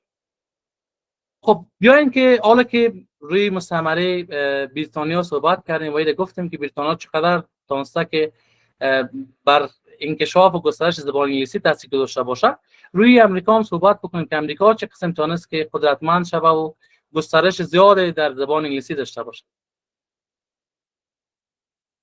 سلاید همیشه تغییر بدین. یکم بالا برین. نه پایین برین. تشکر، ببخشید که میکنم از پیش. تاثیر امریکا بر جهانی شدن انگلیسی. تشکر. خب ایالات متحده آمریکا در سال 1776 میلادی استقلال خود از بریتانیا اعلان میکنه و رهبر او زمان هم جورج واشنگتن هستن که حالا واشنگتن پایتختش به اون نام یاد بشه. خب امریکا که قدرت اقتصادی و نظامی در قرن 20 تا به حال بر عهده داره. پس از اینکه جنگ جهانی دوم تمام میشه امریکا قدرت اقتصادی و علمی جهان میشه شرکت ها، دانشگاه ها و رسانه های آمریکایی زبان انگلیسی را در جهان رایج میکنند. یعنی از قرن 17 میلادی تا قرن 19 میلادی بریتانیا زیاد کار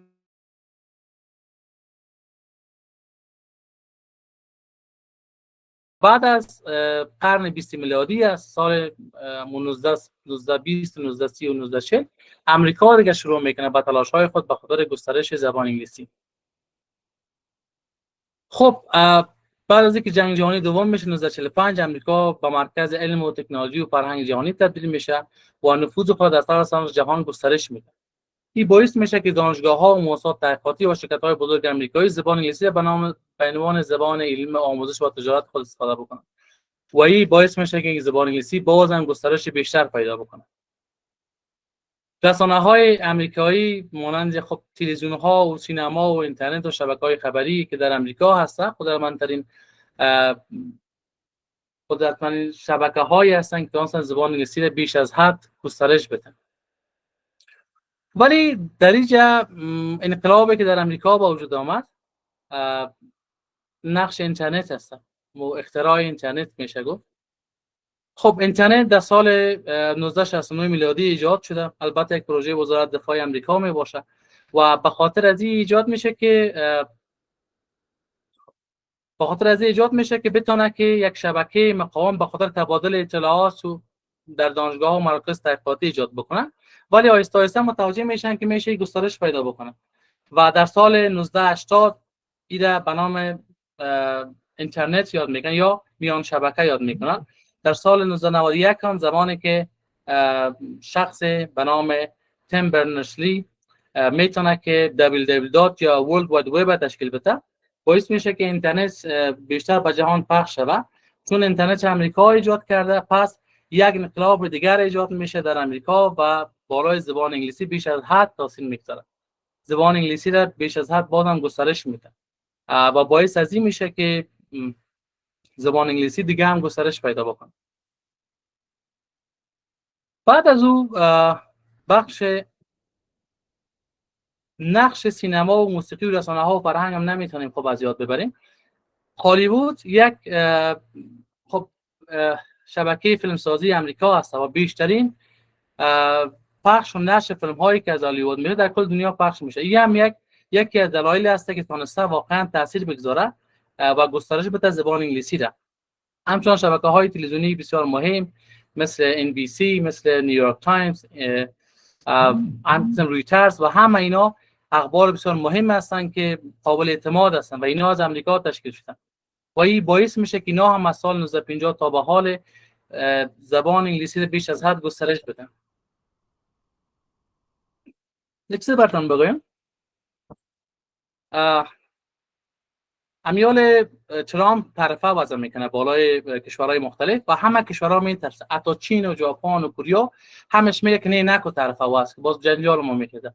علتش این است که روند تجاری و اقتصادی در امریکا میگن از کل اروپا قدر بیشتر است. یعنی او قدری که داد و ستد و معامله در امریکا میشه در تمام اروپا نمیشه. اینمی باعث میشه که زبان انگلیسی را اینا گسترش بدن. حالا اگر چین متوجه شده باشن وقت پیش اخطار میده ترامپ بگه نه بالای محصولات مگه در امریکا میاد طرف وضع نه. چرا؟ چون ضرورت داره به که امریکا زیاد مال میخره، زیاد مصرف داره، نیاز داره و اقتصادش بر قدرت است. پس اینکه قدرتمند است، اقتصاد بالا داره، باعث از این میشه که زبانش هم گسترش پیدا بکنه. بریم به اسلاید بعدی.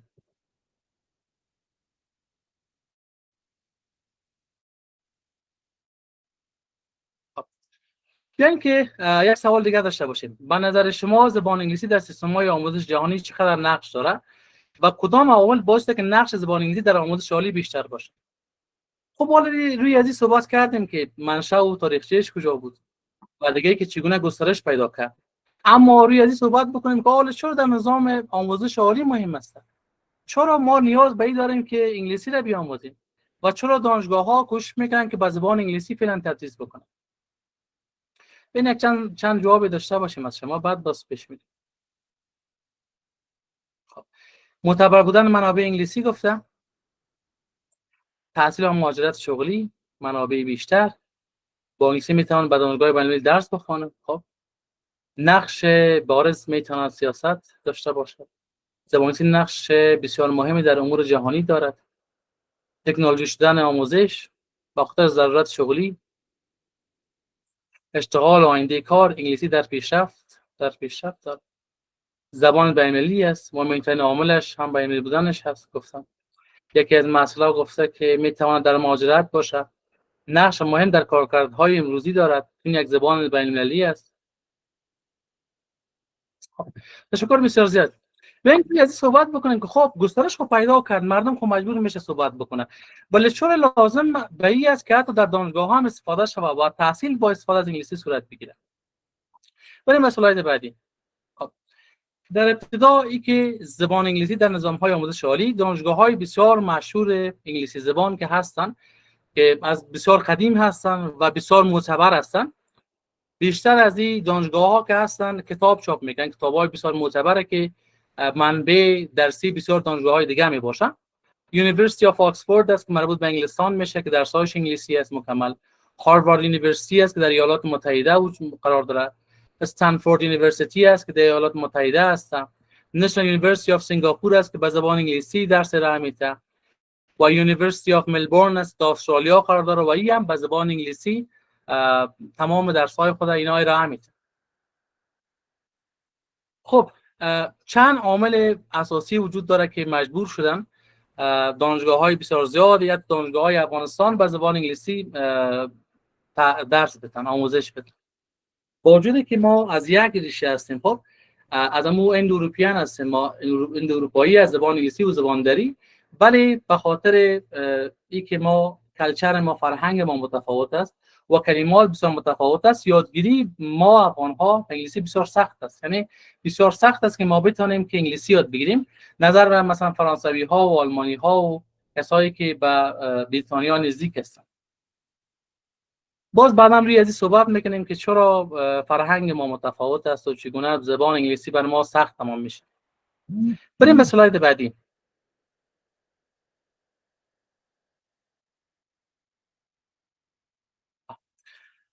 اولین علتی که مجبور شده دانشگاه‌ها به انگلیسی درس بده ای است که بیش از 1.5 میلیارد مردم دنیا به زبان انگلیسی صحبت میکنند. این علت عمومیش است، علت اصلیش است. در یکی از جاها من خوانده بودم که 200 میلیون نفر میگن به زبان فارسی دری صحبت میکنن و 50 میلیون نفر هم به زبان پشتو صحبت میکنن و این 1.5 میلیارد نفوذ است. 1.5 میلیارد نفوذ بیش از خیلی زیاد نفوذ است. در دنیا 3000 زبان تقریبا وجود داره و این که بتونه 1.5 میلیارد تمام انگلیسی به خود اختصاص بده، طبعا که یک رقم بسیار زیاد است، 1% بسیار زیاد است.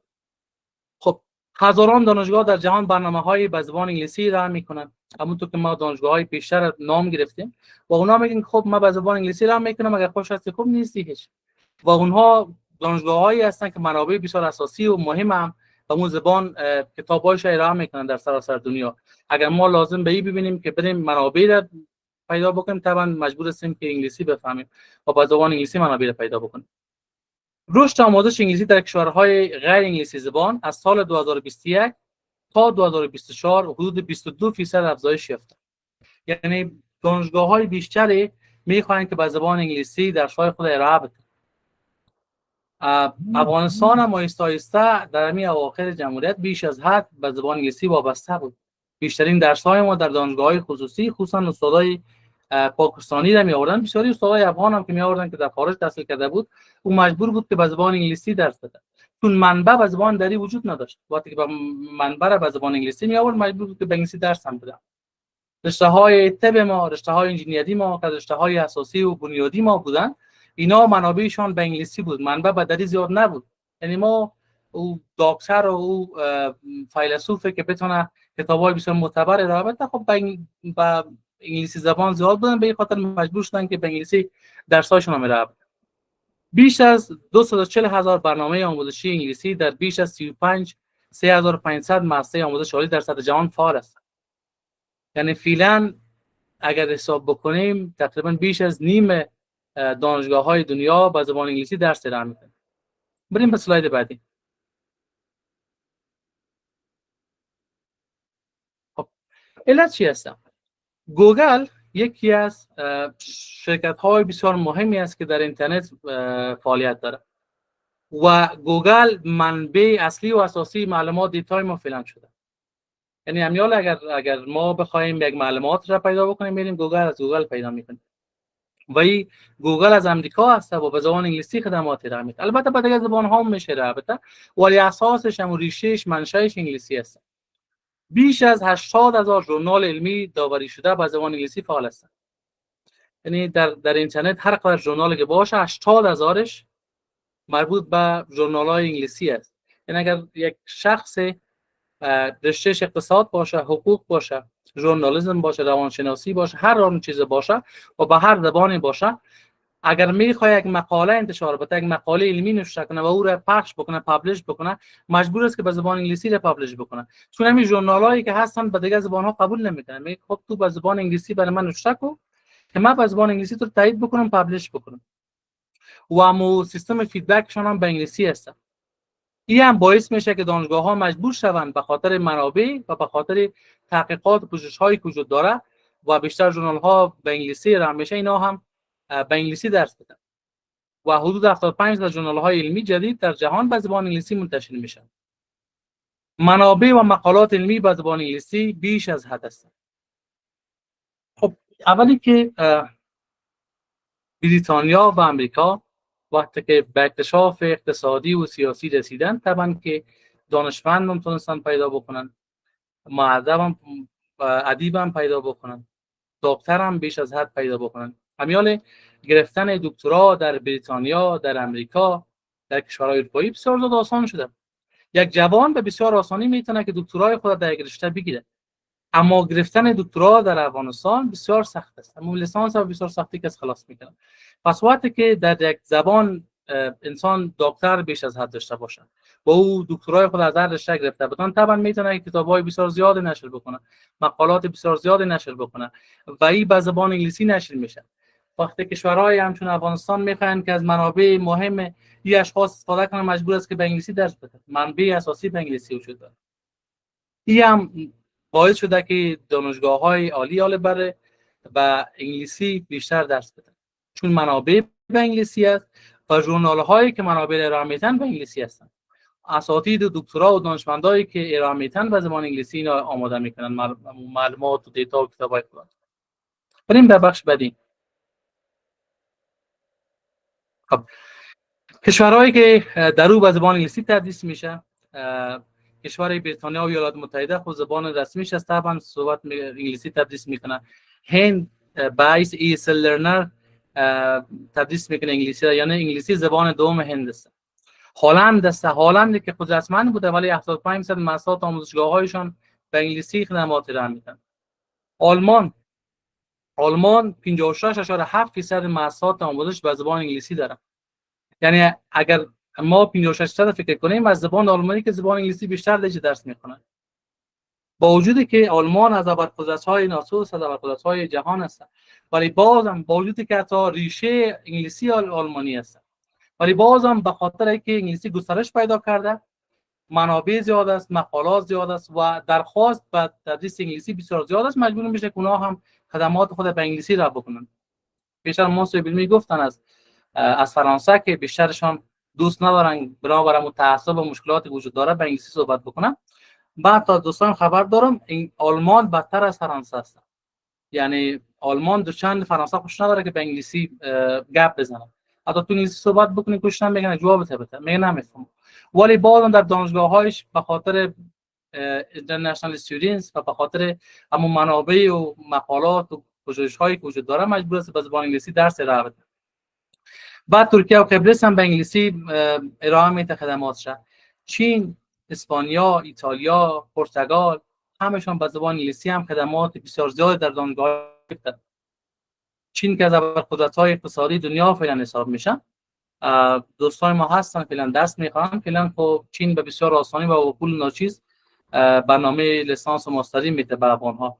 او هم تمام درساش به انگلیسی است، چون یادگیری زبان چینی بسیار سخت است. بین شکل لهستان، یونان، مجارستان، لیتوانی، بنگلادش، ویتنام و تا جای ممکن، تا حد ممکن افغانستان هم به زبان انگلیسی در دانشگاه‌هایشان درس ارائه میده. بریم به سلاید بعدی. خب که قبلی رفت نمیتونه.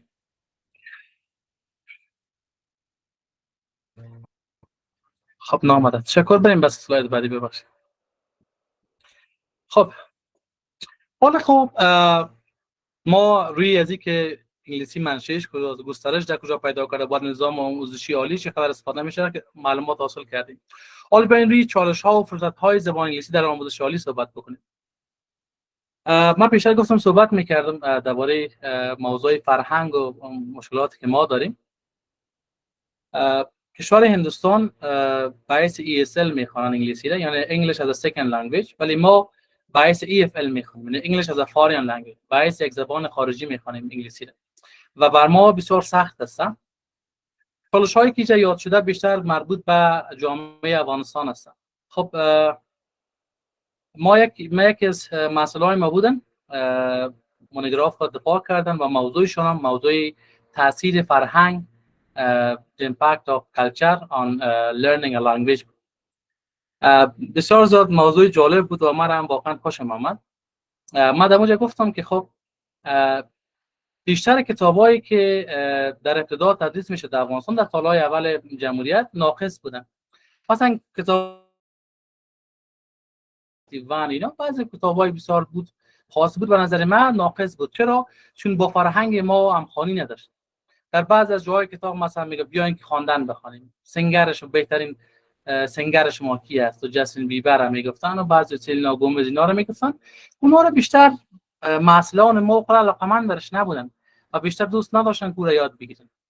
ولی زمانی که آموزشگاه‌های مثل آزرخش، مثل مسلم و بعضی دیگر متوجه این تغییرات فرهنگی شدن و این باعث شد که اینا به فکر ازی باشن که نه کتاب چاپ بکنیم در انگلیسی که مشخص برای چی باشه، برای خود مسائل افغانستان، برای لرنرهای افغانستان موثر باشه و همو نکات ظریف فرهنگی را اینا مد نظر گرفتن. قسمت‌هایی که آهنگ بخوان و قسمت‌هایی که بیا که کلمات با آهنگ حفظ بکنیم و بعضی موضوعات دیگه که در کلچر امریکاست و در کلچر افغانستان نیست اینا رو حذف کردن و این باعث شد که موثریت آموزشگاه‌ها بیشتر شود.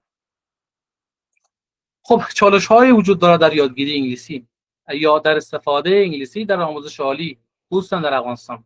اولین چالشش فاصله زبانی است. دانشجویانی که انگلیسی زبان مادریشان نیست ممکن در یادگیری و درک مطالب دشواری داشته باشند. کسایی که انگلیسی را نمیفهمند، کسایی که زبان مادریشان انگلیسی نیست، خب در محیط افغانستان کلام شدم، در این صحبت کردم در همه جا و ای که داخل دانشگاه میرن دفعتا انگلیسی میشه، طبعا برشون سخت تمام میشه و یک فاصله زبانی است، مجبور است که با او وضعیت خود وفق بده و ای که تا انگلیسی را یاد میگیره که باز همو بخش طبی خود یا انجینری خود یاد بگیره یا بخش اقتصادی یاد بگیره، طبعا یک مشکلات، یک چالشی هست برای خودمون محصل. موضوع دیگه موضوع کیفیت آموزش است. استادان و منابع آموزشی ممکن است برای تدریس به انگلیسی آماده نباشه. بسیاری استادای محترم ممکن است که با زبان انگلیسی مشکل داشته باشند. این که منبع به انگلیسی باشه و با استاد محترم بگوین که خب به انگلیسی شما تدریس بکنین، ممکن که کیفیت آموزش اندکی پایین بیاد. اما استاد او توانایی نداشته باشه که با زبان انگلیسی تدریس بکنه. بعد موضوع بعدی هزینه‌های اضافی است. طبعا مایی که من حیث EFL لرنر انگلیسی را می‌خوانیم، قبل از اینکه با زبان انگلیسی درس شروع بکنیم مجبور هستیم یک کورس بگیریم، کورس 6 ماهه یا 1 ساله بگیریم. اول که وقت ما بیشتر لازم به وقت است و در حالی که وقت بیشتر نیاز داریم، هزینه اضافی هم نیاز داریم که بدیم. حالا دانشگاه‌های بین‌المللی وقتی که افغان‌ها میرن که درس بخونن، ابتدا بهشون میگه که شما باید 100% یک بار یک دوره آموزشی ESL رو شما سپری بکنید. با وجودی که ما EFL خب خواندیم، به حیث زبان خارجی ما انگلیسی رو خواندیم، ولی اونا قبول نمیکنن. اونا میگن نه، به حیث زبان دوم هم شما باید یک چند ماه انگلیسی بخونید و این یک هزینه اضافی است، هم در وقت هم در پول و زمانش. بعد بحث فرهنگ و هویت هستن. زمانی که ما به انگلیسی صحبت بکنیم خب یک عادت ما است. وقتی که بیش از حد انگلیسی صحبت بکنیم، انگلیسی رو یاد بگیریم، باز به خاطر که یادمان نره کوشش میکنیم و دیگه باز یاد بدری صحبت نکنیم. بیشتر انگلیسی صحبت بکنیم، بیشتر با انگلیسی توضیح بدیم، تشریح بکنیم و این باعث میشه که خب کم کم نه در طول 1 سال، 2 سال، 3 سال، بلکه در طول 40 سال، 50 سال و 100 سال سر زبان ما بسیار زیاد تاثیر میگذاره.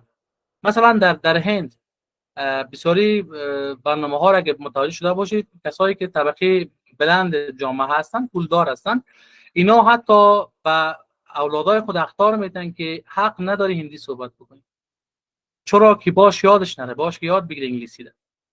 در جامعه میگن در کوچه، در بیرون، در بازار هندی صحبت نکن که تو انگلیسی یادت میره، به انگلیسی صحبت کن، باشه انگلیسی برات مهم است. خب این باعث میشه که آیسته آیسته در 50 سال و 100 سال 150 سال خود که هندی خود از دست بدن دیگه، هندی و جایگاه سابقه نداشته باشه. قسم کمیال هم در قسمت‌های مرکزی هند نداره، ولی خب در افغانستان قدرم مایه تشویش و نگرانی نیست. و بعدش محدودیت‌ها در تعاملات صنفی هست، اما قسمی که استاد اگر یا استاد مشکل انگلیسی می داشته باشه یا محصول مشکل انگلیسی می داشته باشه و این باعث میشه که همون محدود تعاملات درست در صنف صورت نگیره، یا استاد نتونه درست ارائه بکنه یا که محصول نتونه درست بگیره. البته این استثناء است. بسیاری استادای محترم ما که منبعش انگلیسی است و به انگلیسی تدریس میکنن، طبعا که همون قدر تواناییش داره که صحبت بکنه. و آخرین مورد هم فشار روانی است. طبعا یادگیری یک زبان وقت میخواد، وقت هم نیاز است، هزینه هم نیاز است و فشار میباشم. خصوصا در جامعه ما، در جامعه که ما وقت انگلیسی صحبت میکنیم هم میخندن و میگه والله نه حال انگلیسی صحبت میکنی، یا بعد از اینکه ما اصلا میبریم دیگه اصلا انگلیسی وجود نداره. حتی در داخل دانشگاه هایی که به زبان انگلیسی تدریس میشه، استاد داخل صنف میشه انگلیسی صحبت میکنه، همین که درس استاد خلاص میشه حتی سوال جواب هم دوباره به دری صورت میگیره. وقتی که استاد از صنف میبره در قسمت مشکلات محصلان، در قسمت کارخانگی و اسایمنت هایشون تمامش دوباره به دری صحبت میشه. این باعث میشه که خب انگلیسی دیگه زیاد انکشاف نکنه، یک محصل نتونه زیاد پیشرفت بکنه و زمانی که درس به انگلیسی میباشه فشار روانی بالاش ایجاد میشه. بریم به اسلاید بعدی. در پالوی چالش‌هایی که وجود داره فرصت‌هایی هم وجود داره. خب این همون سوالی بود که بعد قبلا میکردیم ولی نشد. بریم اسلاید بعدی. فرصت‌هایی هم هست. خب دسترسی به منابع جهانی هست، قسمی که بیشتر گفتیم، مقالات، کتاب‌ها و ژورنال‌های علمی به انگلیسی منتشر میشه. تحقیقات بین دانشجویان و استادان میتونن که در پروژه‌ها و کنفرانس‌های بین‌المللی مشارکت بکنن. یعنی که انگلیسی یاد گرفتی و یک رشته را خلاص کردی، تو یک پژوهش میکنی، یک تحقیق میکنی به انگلیسی، میتونی هم پابلش بکنی و اون رو در کنفرانس‌های بسیار بین‌المللی راه هم بدی. افزایش فرصت‌های شغلی است، فرصت‌های شغلی بسیار زیادی میشه که ایجاد شود. خصوصا بیشتر در انجیوها در شرکت‌های بین‌المللی که کارمنداش بین‌المللی است، بیشتر زبان انگلیسی را اینا ارجحیت میدن. کسی که انگلیسی یاد داشته باشه میتونه که کار خوبتر پیدا بکنه. تقویت مهارت‌های بین فرهنگی است. دانشجویان میتونن که با زبان‌های مختلف صحبت بکنن و با دانشجویان مختلف در سراسر دنیا ارتباط برقرار بکنن. و دیگه ارتقای کیفیت آموزش است. یک نکته رو براتون بگم، پیشتر گفتیم که اگر با زبان انگلیسی آموزش باشه کیفیت پایین میاد، ولی جا دوباره میگیم که نه، اگر با زبان انگلیسی تدریس شه کیفیت دوباره بالا میره. دو موضوعی است که عین گپ است ولی در تناقض در دو جای مختلف وجود هم در فرصت ها. علتی است که کیفیت وقت پایین میاد که استاد محترم ما یا محصل ما نتونه که درست انگلیسی صحبت بکنه، ولی کیفیت چه وقت بلند میره؟ زمانی که از منابع آموزشی بین‌المللی استفاده میشه، زمانی که همکارای ما استادای جهانی باشه، استادای بین‌المللی باشه، این باعث میشه که کیفیت آموزش ما بلند بره. بریم به اسلاید بعدی.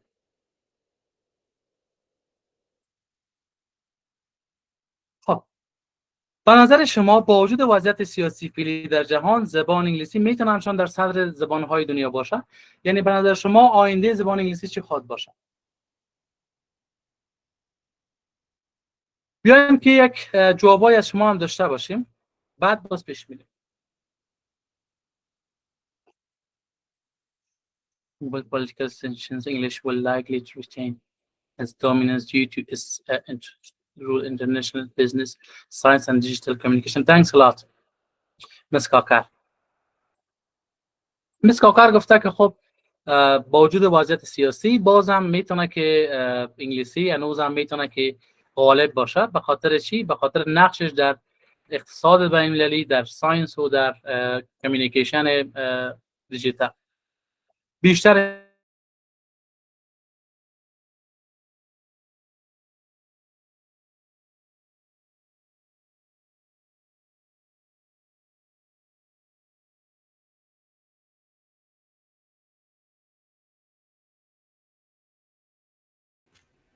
جناب استاد بزرگوار صدای ما را دارین؟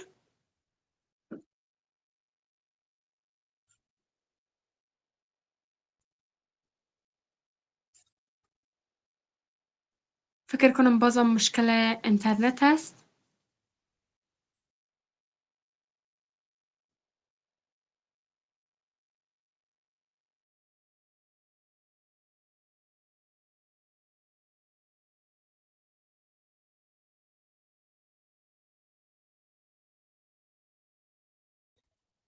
همکارای معزز شما صدای جناب استاد بزرگوار دارین؟ نه خیر همکار عزیز، تا او وقت که استاد دوباره جوین میشه ما میتونیم که از چت باکس سوال پاسخهایی که ارائه شده را بگیریم و استاد که آمد باز بحث ادامه بدیم.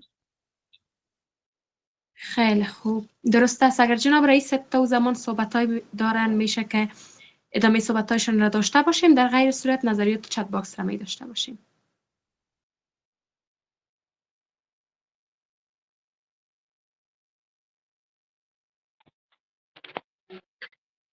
رئیس گرانقدر مایک شما آف هست.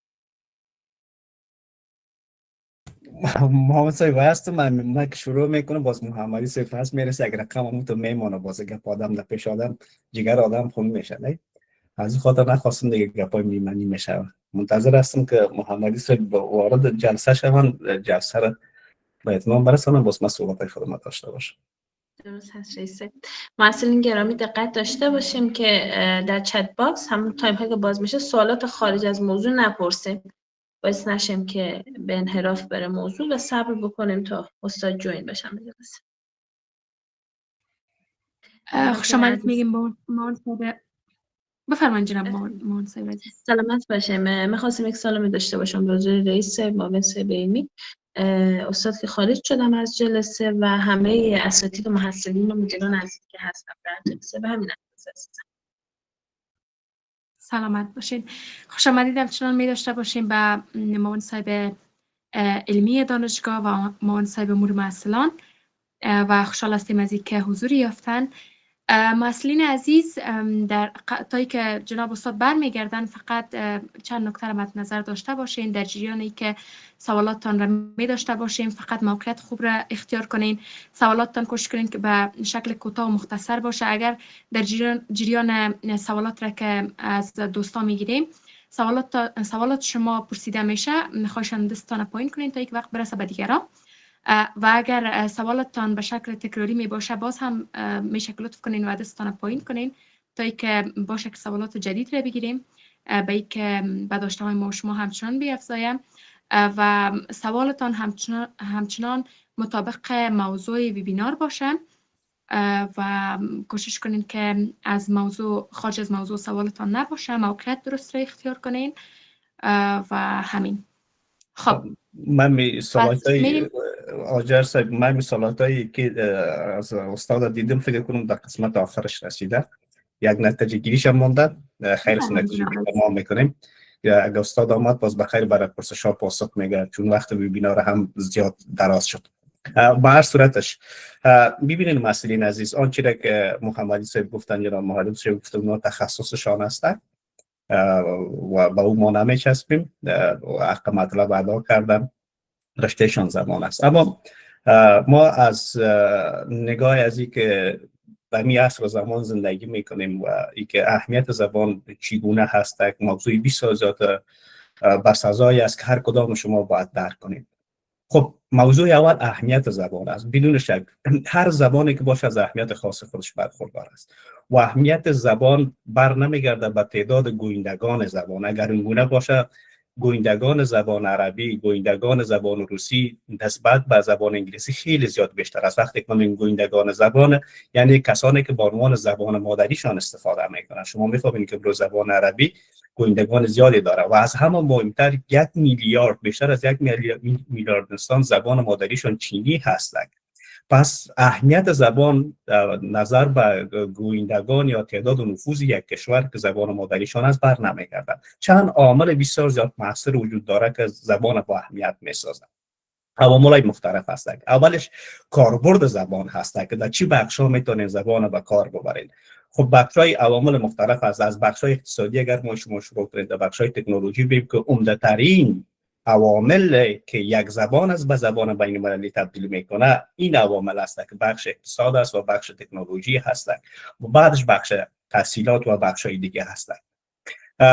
امیگونه که دلار آمریکایی امروز از لحاظ پول به عنوان پول جهانی است. امروز شما در هر کشوری را که میرین و میبینید که امروز دلار به عنوان پول دوم رایج از اون کشور استفاده میشه. این اسعاری که در یک کشور به شکل اسعار درجه 2 استفاده میشه بدون پول مروجی که هست دلار است. اما ارزش دلار همگیری بودن دلار به معنی ارزشش نیست. مثلا پول عمان از دلار کرده ارزشش بیشتر است.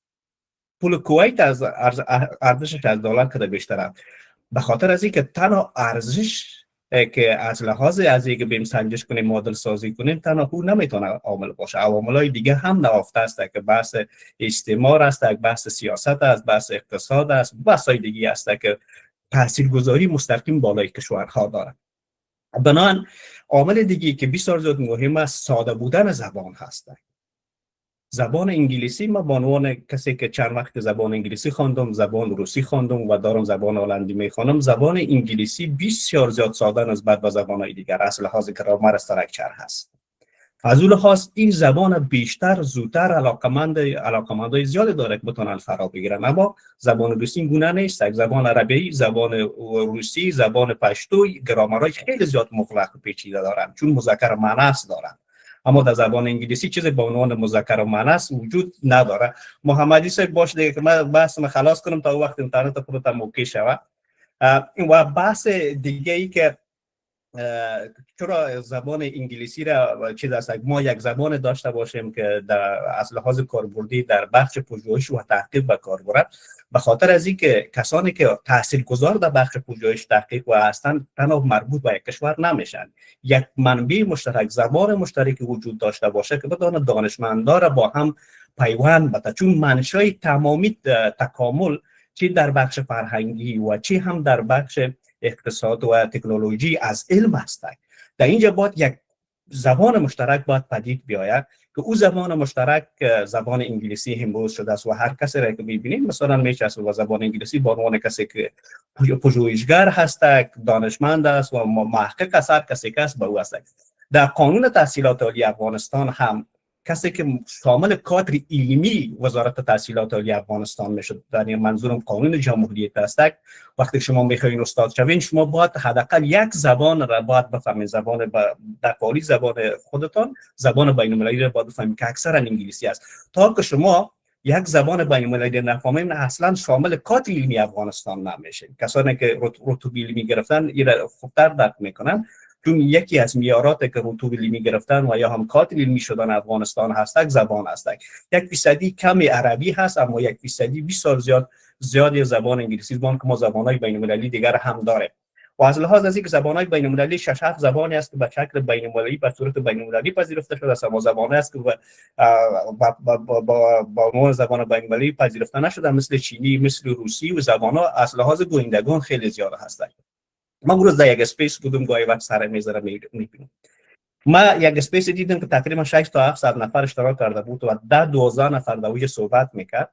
شما باور کنید که شمار کردم در 10 کلمه را که از زبان‌های ملی افغانستان بود در اینجا به کار برده شد 4 تا از انگلیسی بود. در 10 کلمه 6 تا از زبان مادری گوینده بود و 4 تا دیگه از انگلیسی بود. این به شکل مکرر تکرار میشد. افسوس خوردم. به خاطر چی که از لحاظ گلوبالیزیشن اگر ببینیم که هیچ سرحدی را مرزی را علم نمیشناسه، زبان هم نمیشناسه، خیلی یک چیز خوب است که شما زبان بیشتر یاد داشته باشین. اگر یک زبان یاد داشته باشین 1 نفر هستین، 2 زبان یاد داشته باشین 2 نفر هستین، 3 زبان یاد داشته باشین 3 نفر هستین. اما از لحاظ شما بین فرهنگتان و زبانتان برش ارزش قائل شوین، این یک ضربه بسیار زیاد مهلک خطرناکی هستند. زبانایی که جایگاه خودشان مثل امیر خمی که محمدی صاحب گفت زبان هندی را، زبان پاکستانی را، اردو را، هندی را و زبان‌های دیگر جایگاهشان خالی میکنن به زبان انگلیسی، به خاطر از اینکه اینا تولید واژه ندارن. هر پدیده‌ای که جدید میاد چیزی ندارن گور معاوضه کنن. مثلا در ایران زبان فارسی یک کمیته وجود داره، وقتی که یک چیز پدید من یا خودشان تولید میکنن یا کشور دیگه تولید میکنه، کمیسیون نام از جایگزین میکنه. مثلا در تمام دنیا کامپیوتر میگن، ایرانی‌ها کامپیوتر نمیگن، رایانه میگن یا دوچرخه میگن، موضوعات دیگه. از لحاظ فرهنگی اینا لحاظ میکنن. اما کشور مثل افغانستان وری باید چیکار کنه که ما نه تنها که تولید واژه نداریم، نه تنها که در هیچ کجای فناوری وجود چیز هست حضور نداریم، حداقل آن چیزی که از هم باید بتونیم حفظ کنیم کو از بین نره، که رفت است متاسفانه و او ما از بین بردیم. در بسیاری از کشورها که هیچ نیاز به زبان انگلیسی ندارن یا زبان انگلیسی را به عنوان زبان بین المللی قبول ندارن و نمیخوان که رخ نکنه، مثل روسیه، مثل چین، مثل آلمان، مثل فرانسه و جاهای دیگه بانک زبان انگلیسی بلد هستن، اونا تبعیض مثبت اعمال میکنن به خاطر فرهنگشان، اجازه نمیدن. اما اون کشورها میتونن این کار کنن، اما کشورهای مثل افغانستان و نمیتونه چون این چیزی را لحاظ کنه، به خاطر چی که ما دیگه بدیل نداریم. شما مثلا هر تکنولوژی را که امروز ببینین، هر پروداکت یا تولیدی را که ببینین خدمتتان بیا، هر علم نوآوری را که ببینین که بیا با سراغتان ببینین که یک زبان از اون کشور و زبان دوم زبان انگلیسی است. این به معنی ازی هست که اونا میکنن یک سازوکار یک برگ دارن به خاطر از اینکه جایگزین کنن، اما در افغانستان متاسفانه ما شما این چیزی نداریم. حتی اونایی که هستن واژه‌هایی که هستن واژه‌ها داره از بخش فرهنگ ما، از بخش ادبیات ما، قاموس ما و از بخش اینا داره فرار میکنه، چون کسی دیگه متکلم نداره پورا بتونه استفاده کنه. کسایی که مثلا رفتن به غرب تحصیل کردن، اینا آمدن به خاطر آرایش سخنایشان اگر 10 کلمه شه به زبان خودش گپ میزنه، 20 کلمه دیگه شه به زبان بیرونی گپ میزنه. کی از لحاظ فرهنگی میتونن بسیار زیاد با مشکل به چیز دست بسازن. و آخرین حرف ما که باز ما که با محمدی صاحب میتونیم که ما بعد از صحبت‌های محمدی صاحب صحبت هم میکردم، او است که وظیفه شما چی به عنوان دانشجو و برای دفتر شما چی کار باید کنید. با مان اندازه که به زبان خودتان ارزش قائل هستین، به عنوان زبان دومتان زبان انگلیسی را باید یاد بگیرید، ورنه شما از قافله عقب ماندید، ورنه شما دیگه از جهان عقب ماندید.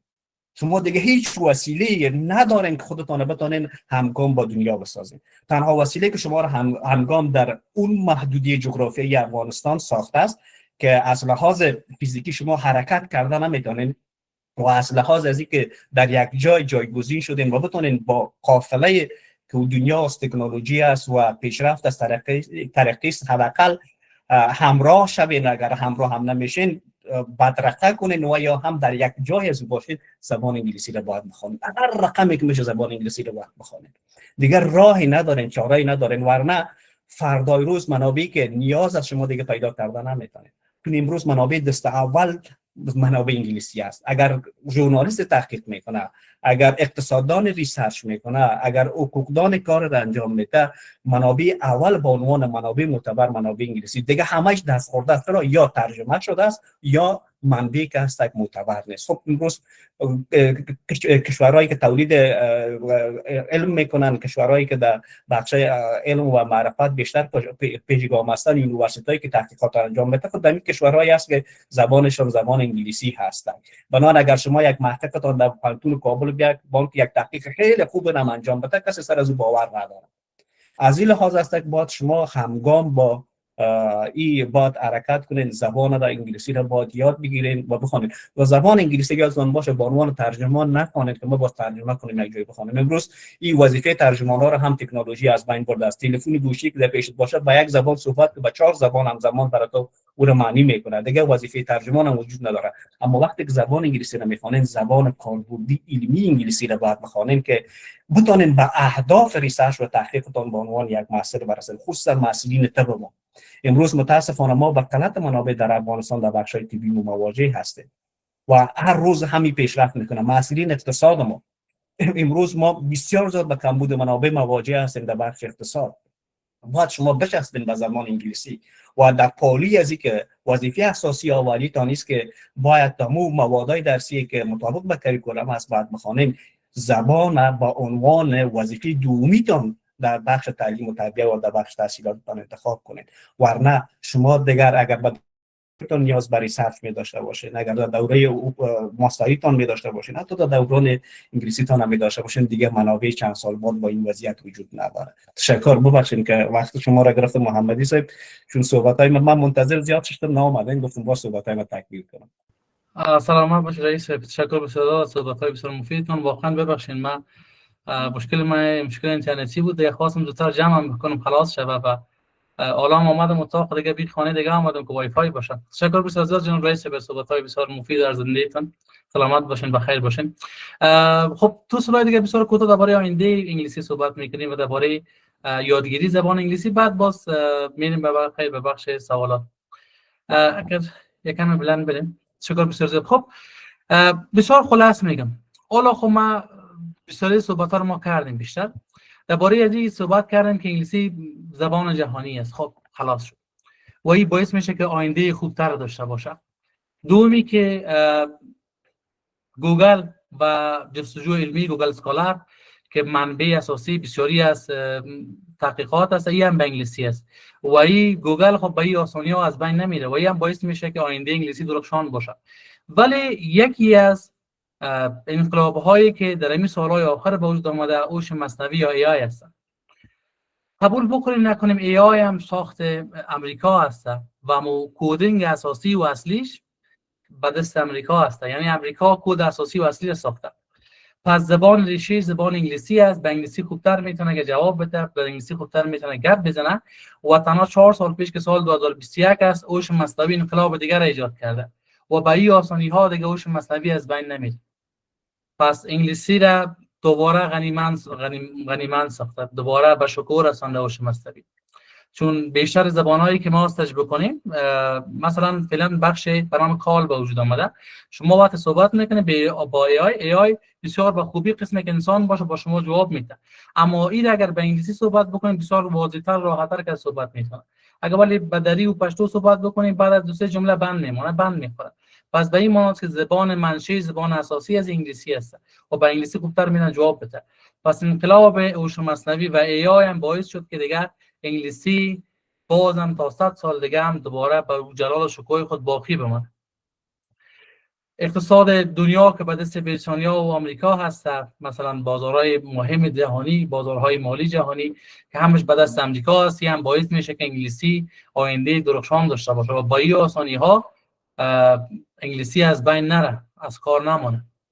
با وجودی که شاید بگی خب احتمال داره، البته آدم سیاسی هم نیستم، احتمال داره که جنگ هایی که در ادامه رخ میده امریکا را ضعیف بسازه، بریتانیا را ضعیف بسازه، ولی بازم این باعث از این نمیشه که انگلیسی ضعیف شود.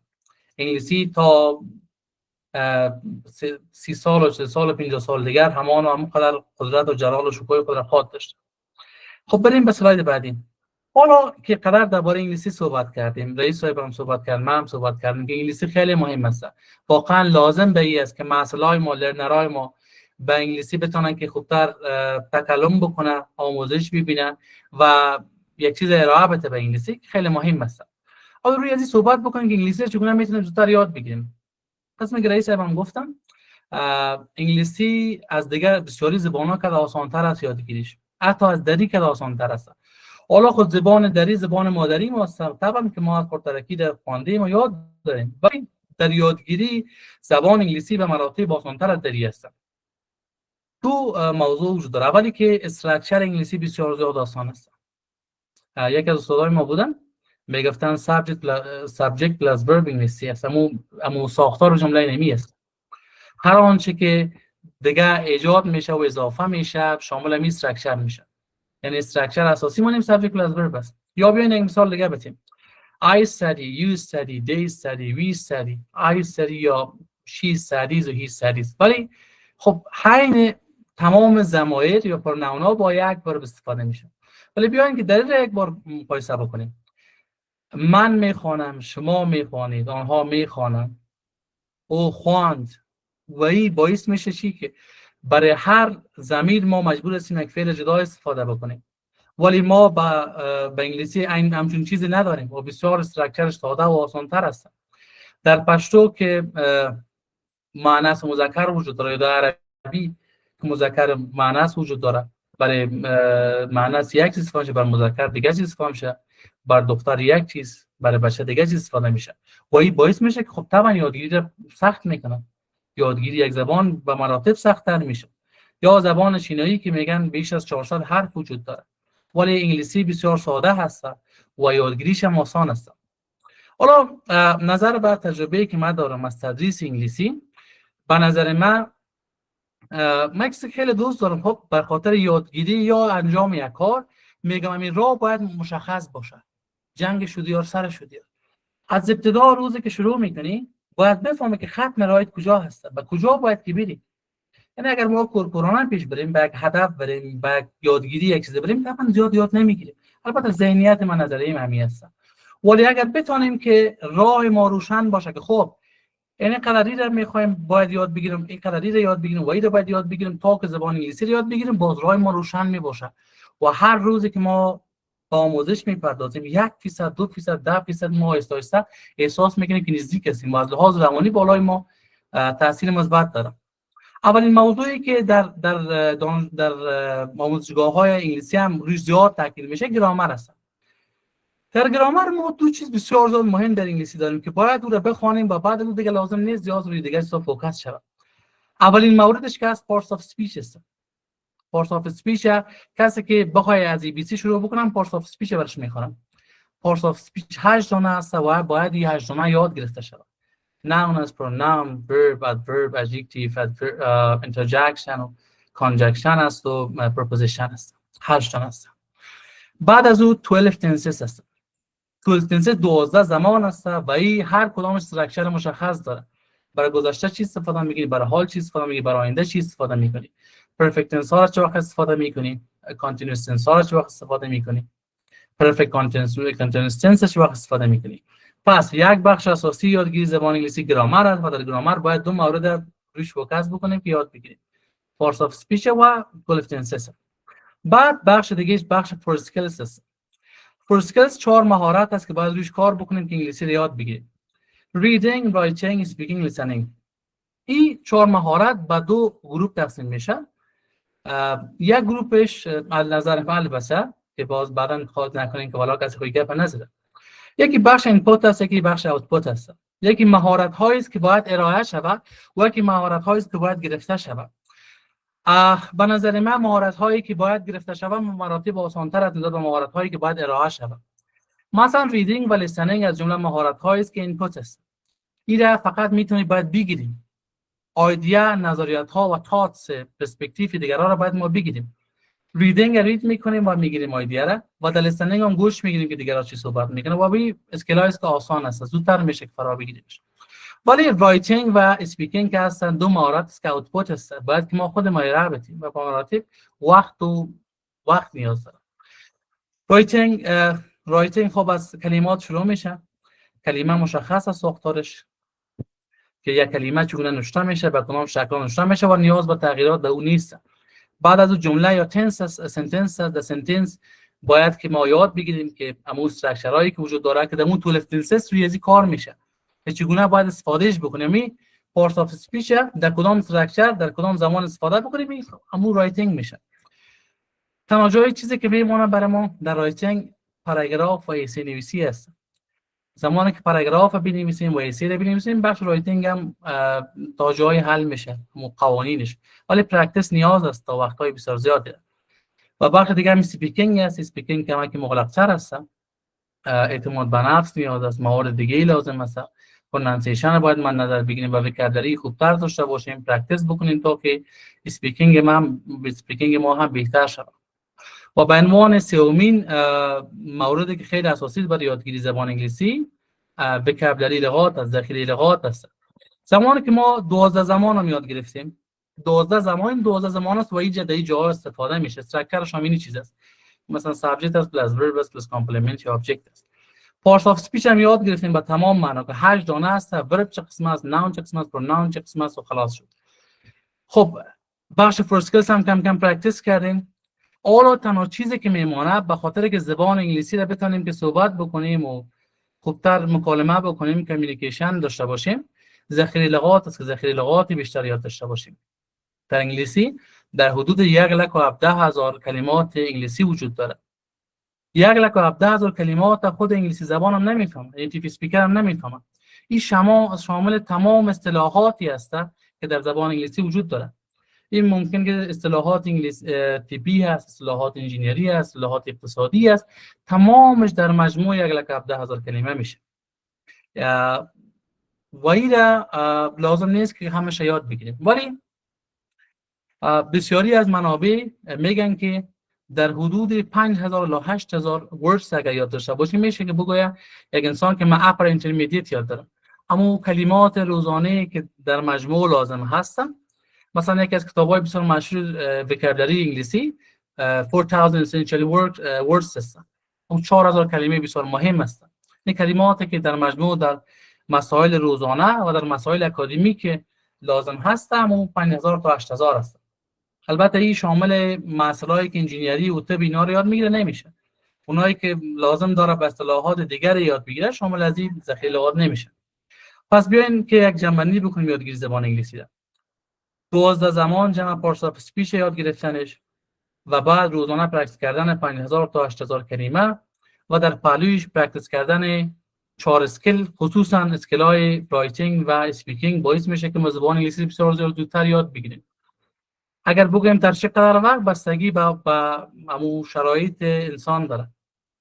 یک انسان چقدر ذهنش میتونه بگیره لغات و مسائل درسی را و اینکه چقدر خودش کار میکنه رویش پرکتیس میکنه بستگی به این هم داره. البته محیط هم بستگی داره. مثلا کسی که در امریکا میره ممکن تا 8 ماه و 10 ماه خوب انگلیسی صحبت بکنه، ولی در افغانستان شاید تا 1.5 سال و 2 سال هم طول بکشه. یه از یادگیری انگلیسی، یعنی موارد لازم است به خاطر اینکه انگلیسی رو خوبتر و بهتر یاد بگیریم. بریم اسلاید بعدی.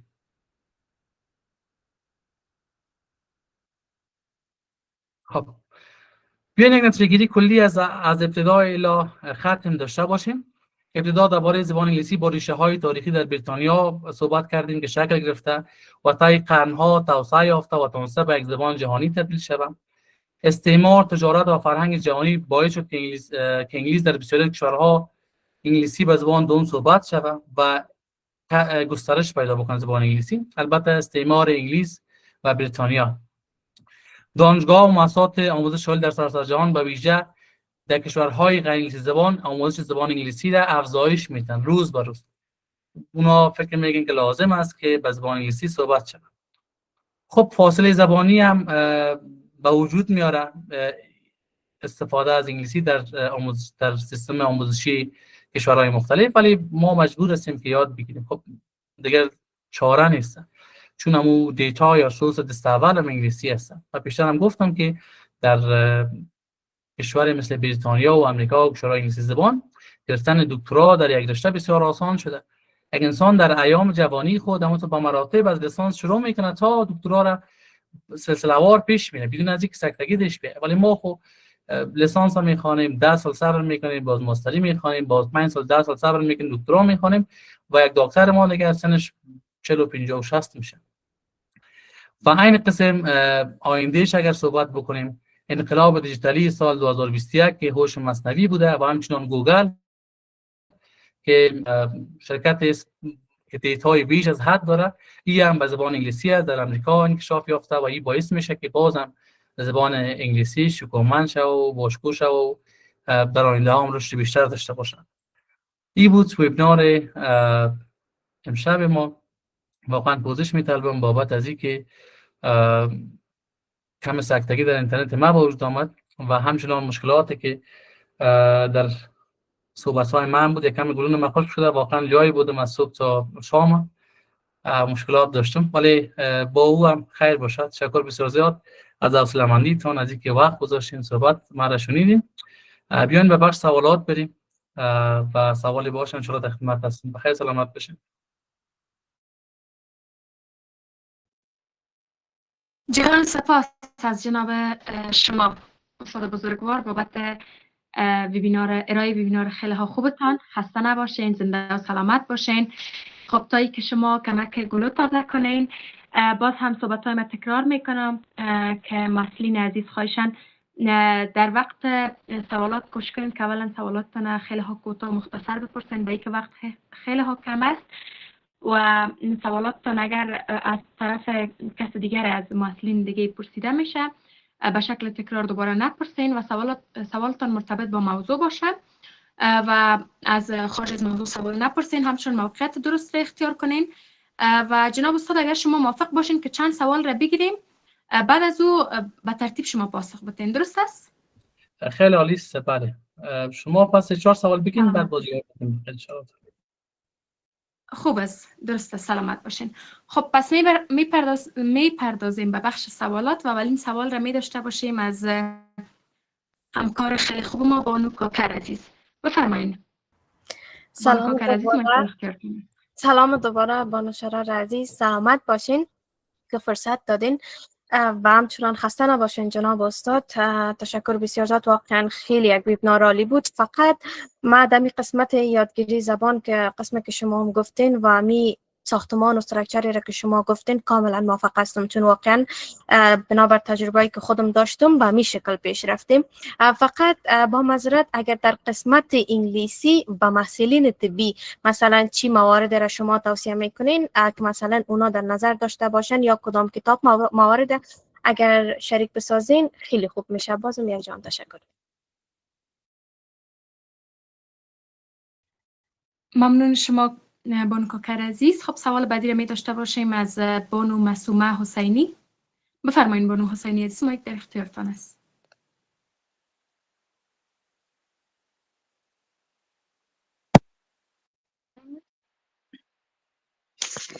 Thanks a lot to give me this chance, and hello to all. I hope all of you be fine and healthy. And thanks for this webinar. It was a great, and I enjoy of that, and I learned more important points about the literature. My question is that, sir, as you mentioned, there are a lot of challenges in using English in education and educational and institutions, such as psychological pressure or lack of opportunities to use English outside the door or outside the classrooms, and so on. Sir, what are your suggestions for addressing these challenges? Thank you so much.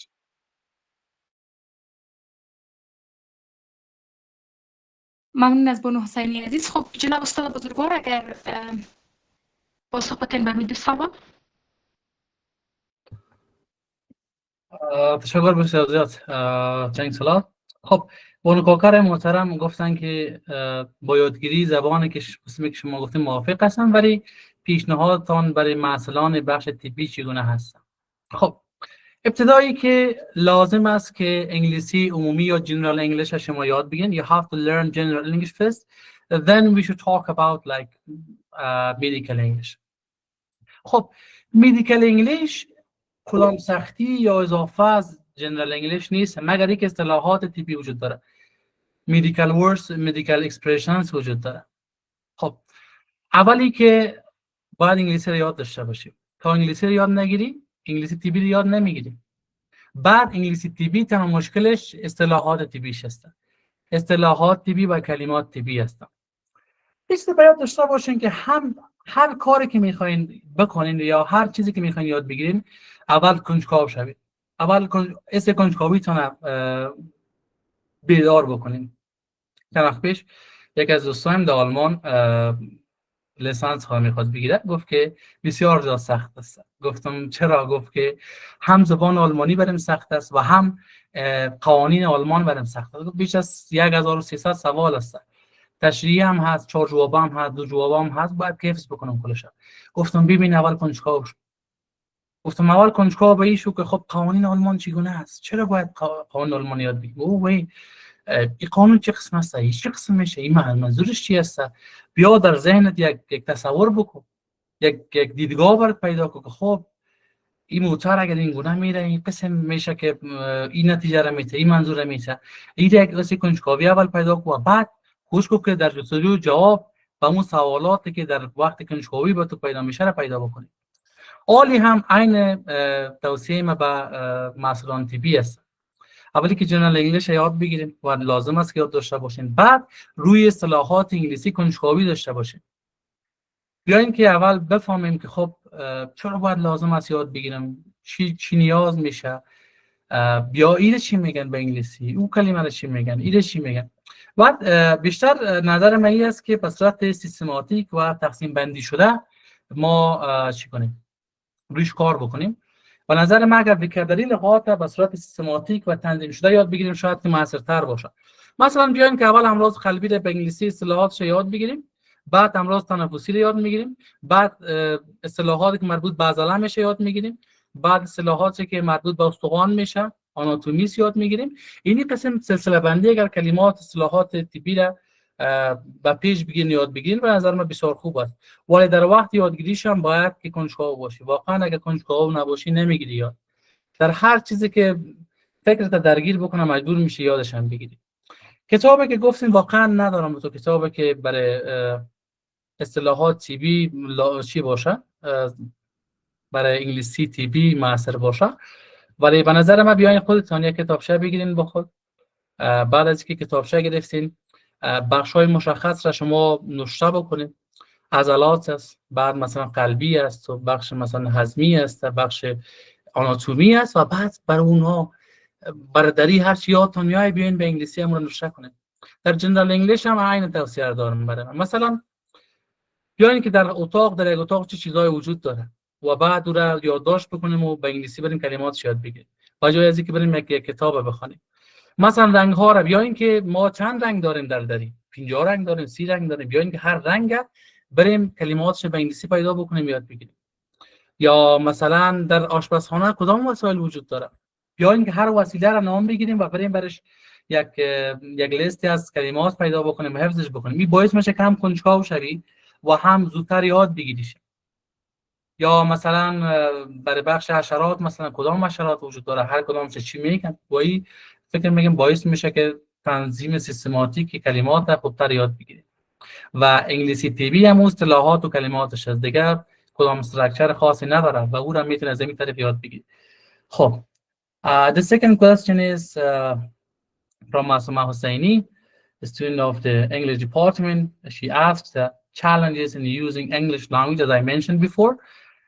She said that what is your advice addressing these challenges, to solve these challenges? So, well, I want to answer in Persian, Mr. Saini.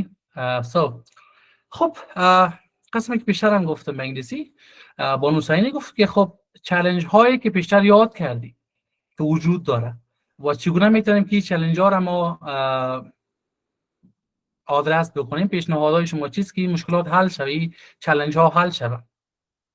نظر من خب اولی است که چالش هایی که هست بعضیش به دست ما، بعضیش به دست ما نیست.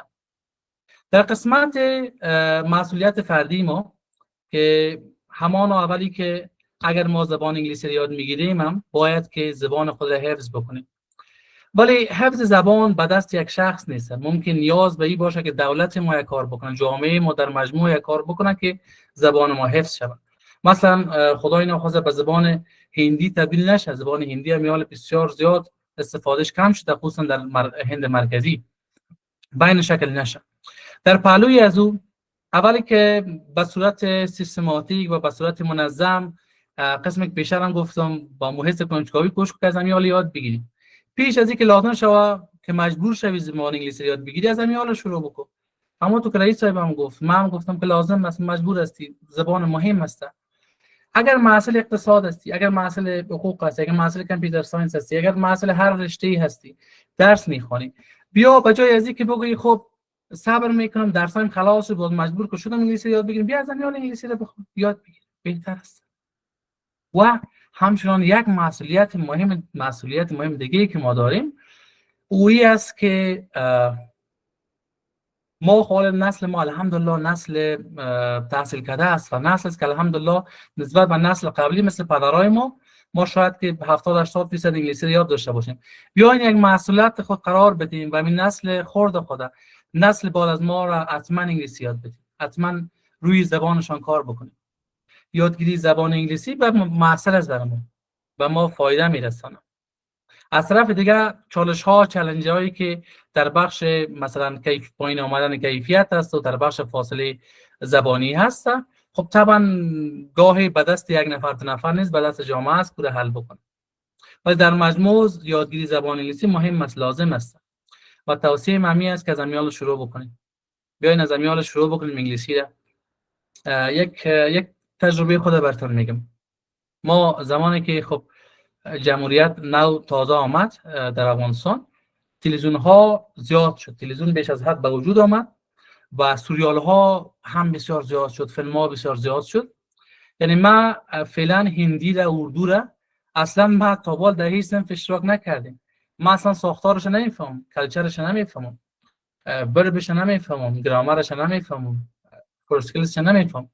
ولی بازم زمانی که من فیلم هندی میشتم، گوش میکنم، میبینم، من میفهمم. تقریبا 80% 90% گپایی که اونا میزنن میفهمم.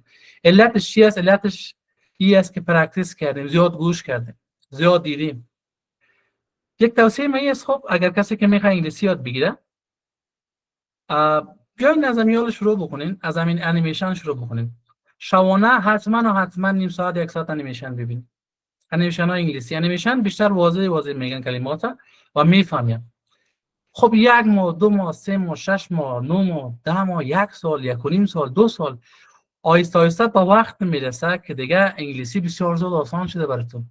قسمی که حالا فعلا برای من اردو و هندی آسان شده، چون زیاد فیلم های هندی خب در همون ایام جوانی و نوجوانی دیدیم، ولی برای ما آسان شده با وجودی که ما آموزش رسمی ندیدیم. عین شکل انگلیسی هم میشه. بسیاری از دوستای ما که فیلم‌های هالیوود زیاد می‌بینن، انیمیشن زیاد می‌بینن، روی انگلیسیشون بسیار زیاد تاثیر مثبت گذاشته. این هم میتونه که زیاد مفید باشه. تشکر بسیار زیاد. ممنون شما استاد بزرگوار. خب میپردازیم به سوالات دیگر و امی سوالات را به عنوان آخرین سوالات میگیریم به دلیل که وقت هم خیلی ها کم مانده. و بانو احدیار عزیز، مایک در اختیارتان است، بفرمایید سوالتان را. سلام، وقتتان بخیر. نبی احدیار هستم. استاد میخواستم از شما سوال کنم، امی چقدر زمان میبره که ما مثلا انگلیسی یاد بگیریم از ابتدایی تا رسیدن به امتحان زبان دورنگو؟ امی سوال. ممنون شما. خب سوال بعدی را می داشته باشیم از بانو امینه شکری، اگر اشتباه نکنم. بفرمایید بانو شکری عزیز، مایک در اختیارتان است. سلام، وقت شما بخیر. سوال ما است که آیا تسلط به زبان انگلیسی بیشتر به نفع کشورهای توسعه یافته است یا کشورهایی که در حال توسعه هستند میتونه از آن بهره ببره؟ و یک سوالی که آیا میتونه یک توسعه فردی زبان انگلیسی داشته باشه یا خیر؟ ممنون شما بانو امینه عزیز. در ادامه صحبت‌های جناب استاد بزرگوار یک مورد یادم آمد که یک نواسایک خالی ما بود، به می ترتیب که از چندین زبان با او صحبت شده بود. مسکین رای خود گم کرده بود و امروی مادر جان خود قسم صحبت میکرد که میگفت مام اوبا دیدو، اردو، فارسی و پشتو و انگلیسی تمامش گدوت شده بود. یک سوالم جناب استاد بزرگوار ما در اخیر داشتم که در ابتدا شما گفتین که تاریخچه زبان و ادبیات انگلیسی یعنی زیاد است و یا همچنان تاریخچه زبان و ادبیات دری، و در جریان شاید شما این پاسخ هم داده باشین، اما متاسفانه یک بار برق رفت و چند بارم صدای شما قطع وصل شد و یک بارم نت ما متاسفانه ضعیفی کرد. به او دلیل صدای شما را نداشتم و این سوالم چنان ما داشتم که به نظر شما یعنی در کل تاریخچه زبان و ادبیات فارسی دری زیاده است یا همچنان تاریخچه زبان انگلیسی؟ و این سوالات را به عنوان آخرین سوالات گرفتیم و پاسخ را از طرف شما می داشته باشید. بفرمایید.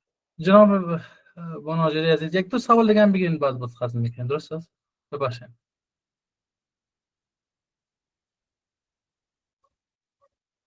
درست است جناب استاد عزیز. خب فکر کنم سوالات تمام شده و همین سوالات. خب یک سوال دیگه همچنان داریم.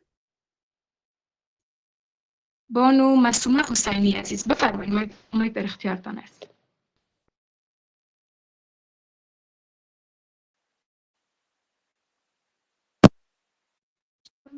که چانس دوباره دادین. سلام مجدد. قسمی که سوالات پیش آمد، سوال دوباره در ذهن من هم آمد، چون فراموش ما شده بود استاد. همین ادبیات که هست از همون زمانی که شما گفتین اولین آثار، مهمترین آثار بیوولف بود که داستانهای قهرمانان و هیولاها و اینا بود. استاد آیا در انگلیسی همچنان نحوه نوشتار در طول زمان تغییر کرده؟ یعنی اینکه نوشتار نویسندگان قبلی نسبت به نویسنده های فعلی ثقیل‌تر یا لغات و طریقه نوشتن از اونا متفاوت تر بوده؟ تشکر.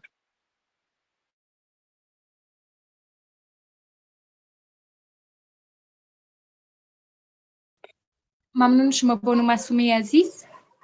خب سوال بعدی می داشته باشیم از بانو صغرا ابراهیمی. بفرمایید بانو ابراهیمی عزیز، مایک در اختیارتان است. سلام، شب شما بخیر خدمت استاد گرامی و حضار گرامی. از جناب استاد یک سوال داشتم. اگر کسی زبان انگلیسی را بیاموزه تا یک حدی را، چطور میتونم که او را حفظ کنم فراموش نکنه؟ چه راههایی وجود داره که هم بیشتر یاد بگیره هم فراموش نکنه؟ اگر بدون تدریس، مثلا تدریس نکنه یا در خانه باشه، چی کارهایی بکنه که او فراموشش نشونه؟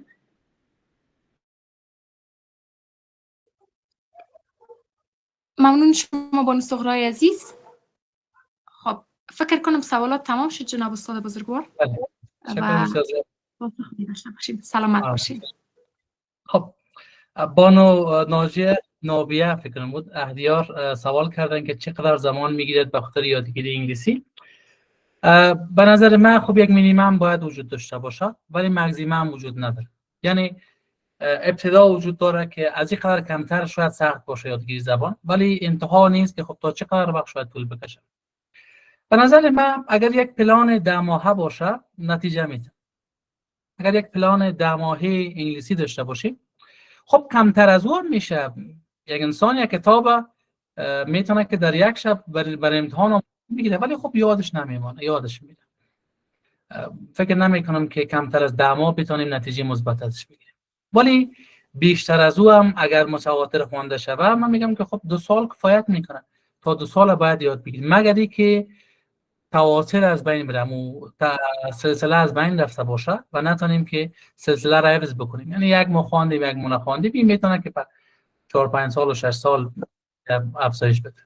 ولی مینیمم از این به نظر من 10 ماه و مکزیمم از این که متواتر باشه تا 2 سال دیگه میشه، کفایت میکنه. ولی اون قسم استراتژی هایی که یاد کردیم باید که حفظ شه. در ادامه سوالی که در بخش حفظش هستن باز ان شاء الله که روی صحبت می‌کنیم. به نظر من خب 2 سال چقدر میشه؟ 365 روزه رو بگیم 700 چند روز میشه. یعنی 700 ما اگر روز 5 وردم یاد بگیریم، ضرب بر 700 تا 3,500 کلمه 4,000 کلمه میشه و کفایت میکنه برای ما یاد بگیریم. ولی تسلسلش مهم است. در پلوی از یگان انیمیشن میبینیم، یگان اخبار گوش بکنیم، لیسنینگ هم قوی بکنیم، اسپیکینگ هم، رایتینگ هم، ریدینگ هم نتیجه مثبت داره. در غیر از او اگر سلسله وجود نداشته باشه زیاد طول میکشه و از 10 ماه کمتر هم امکانش نیست دیگه. این مواردی که گفتیم هر کدامش به وقت و ذهن نیاز داره، تمرکز ذهنی که بتونیم یادش بگیریم. شکر. بعد بانو شکوری سوال کردن که به نفع کشورهای در حال توسعه یافته هست که زبان انگلیسی یاد بگیرن، به نقطشان هستن. خب موضوع بسیار زیاد پیچیده است، به فلسفه جامعه ارتباط داره، سوسایتی فلسفیست. این که شاید این جوابش نظریه خود ارائه بکنم، ولی جواب دادن این موضوع شاید از علمیت ما بلند باشه. خب طبعا که هم مفید است هم مضر است. حالا کشورهای ابرقدرت دنیا، کشورهای جهان اول هم نیاز داره که انگلیسی یاد بگیره. چین نیاز داره که یاد بگیره، آلمان نیاز داره که یاد بگیره. کشورهای جهان دوم هم نیاز داره که یاد بگیره. با کشورهای جهان سوم که ما هستیم در حال توسعه هستیم، ما خب 100% ضرورت داریم که یاد بگیریم. به نظر من در شرایط فعلی به نفع ما هستن. تا که ما به اون شکوه و جلال خود برسیم که دیگه لازم نباشه که زبان انگلیسی استفاده بکنیم، لازم است که یاد بگیریم و به نفع ماست. برای فعلا در شرایط فعلی، در شرایط کنونی 100% به نفع ماست. ولی که آهسته آهسته 40 سال بعد و 50 سال بعد چی میشه چیزی گفته نمیتونه. اگر بله زبان فارسی دانشمند پیدا کنه، بتونه که در بخش تکنولوژی پیشرفت بکنه، بتونه که در بخش اقتصاد پیشرفت بکنه، طبعا حتما یک راه حل وجود داره که آهسته آهسته به این فکر شویم خب متضرر میشیم، ضرر ماست که انگلیسی یاد بگیریم، چرا انگلیسی یاد بگیریم یا یاد نگیریم. ولی در شرایط کنونی بیایم با نسل خود صحبت بکنیم. نسل ما لازم داره که یاد بگیره و به نفع نسل ما هست که یاد بگیره. خب سوال بعدی از بانو هاجره هستن.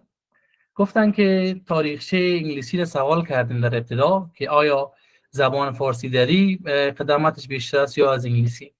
خب از دری تا جایی که من معلومات دارم میگه اولین بار در آثار هخامنشی‌ها دیده شده زبان فارسی دری صحبت می شده و خطش هم خطای میخی بوده، خطای قدیمی بوده و رسم الخط عربی نبوده و در پهلوی از او تقریبا از 600 از قرن ششم تا سوم قبل از میلاد صحبت می شده زبان فارسی دری.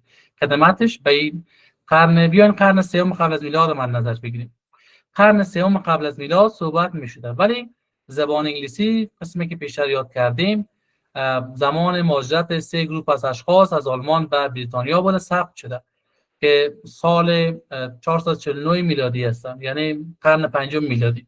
پس تفاوتش 8 قرن هستن، یعنی زبان فارسی دری 8 قرن قبلتر از زبان انگلیسی ثبت شده به نام یک زبان و تاریخش دمو تاریخ هست.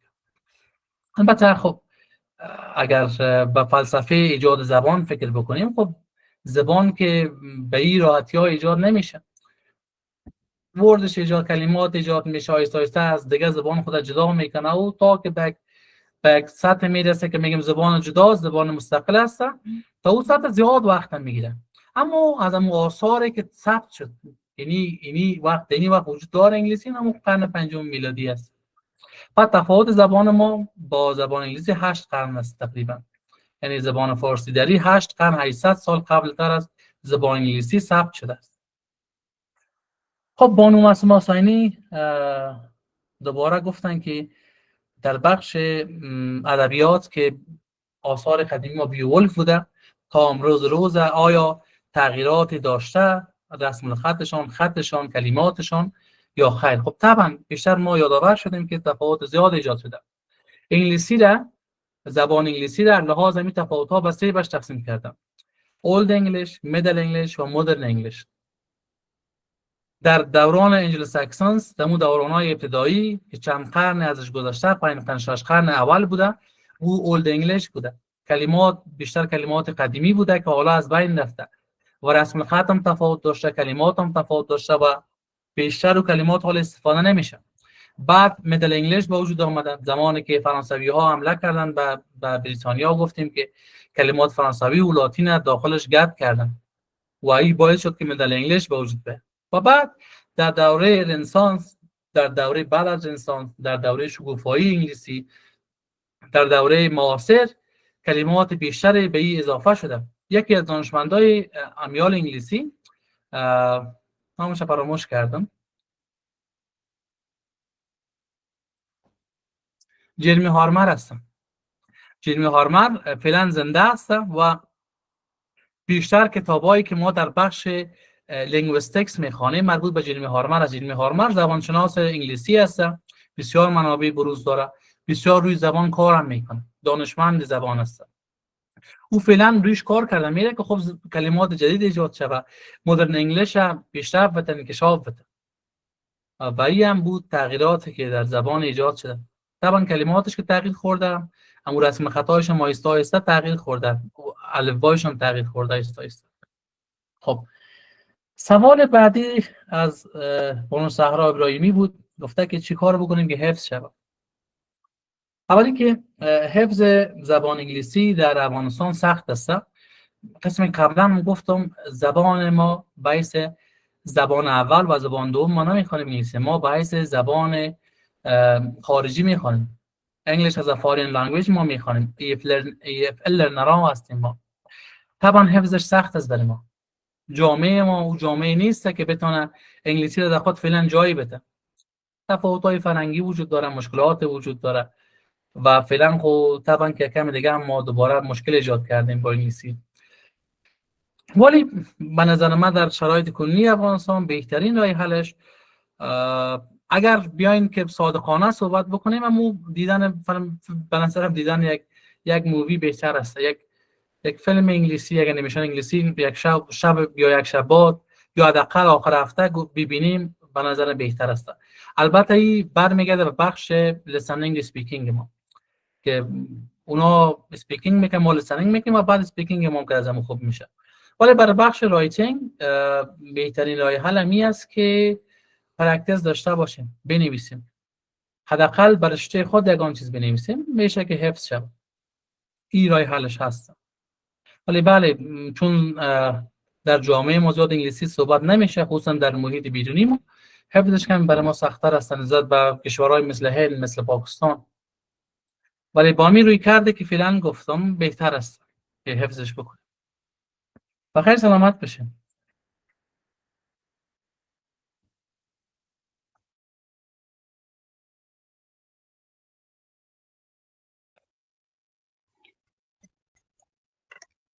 ممنون از جناب محترم سعدالدین محمدی، رئیس صاحب دانشکده زبان و ادبیات که با حوصله‌مندی تمام و سوالات پاسخ دادن. زنده و سلامت باشین و مفتخر به حضورتان هستیم. جناب رئیس صاحب بزرگوار، واقعا وبینار فوق‌العاده عالی بود و از موضوعات خیلی خوب که ارائه کردین مستفید شدیم. زنده و سلامت باشین.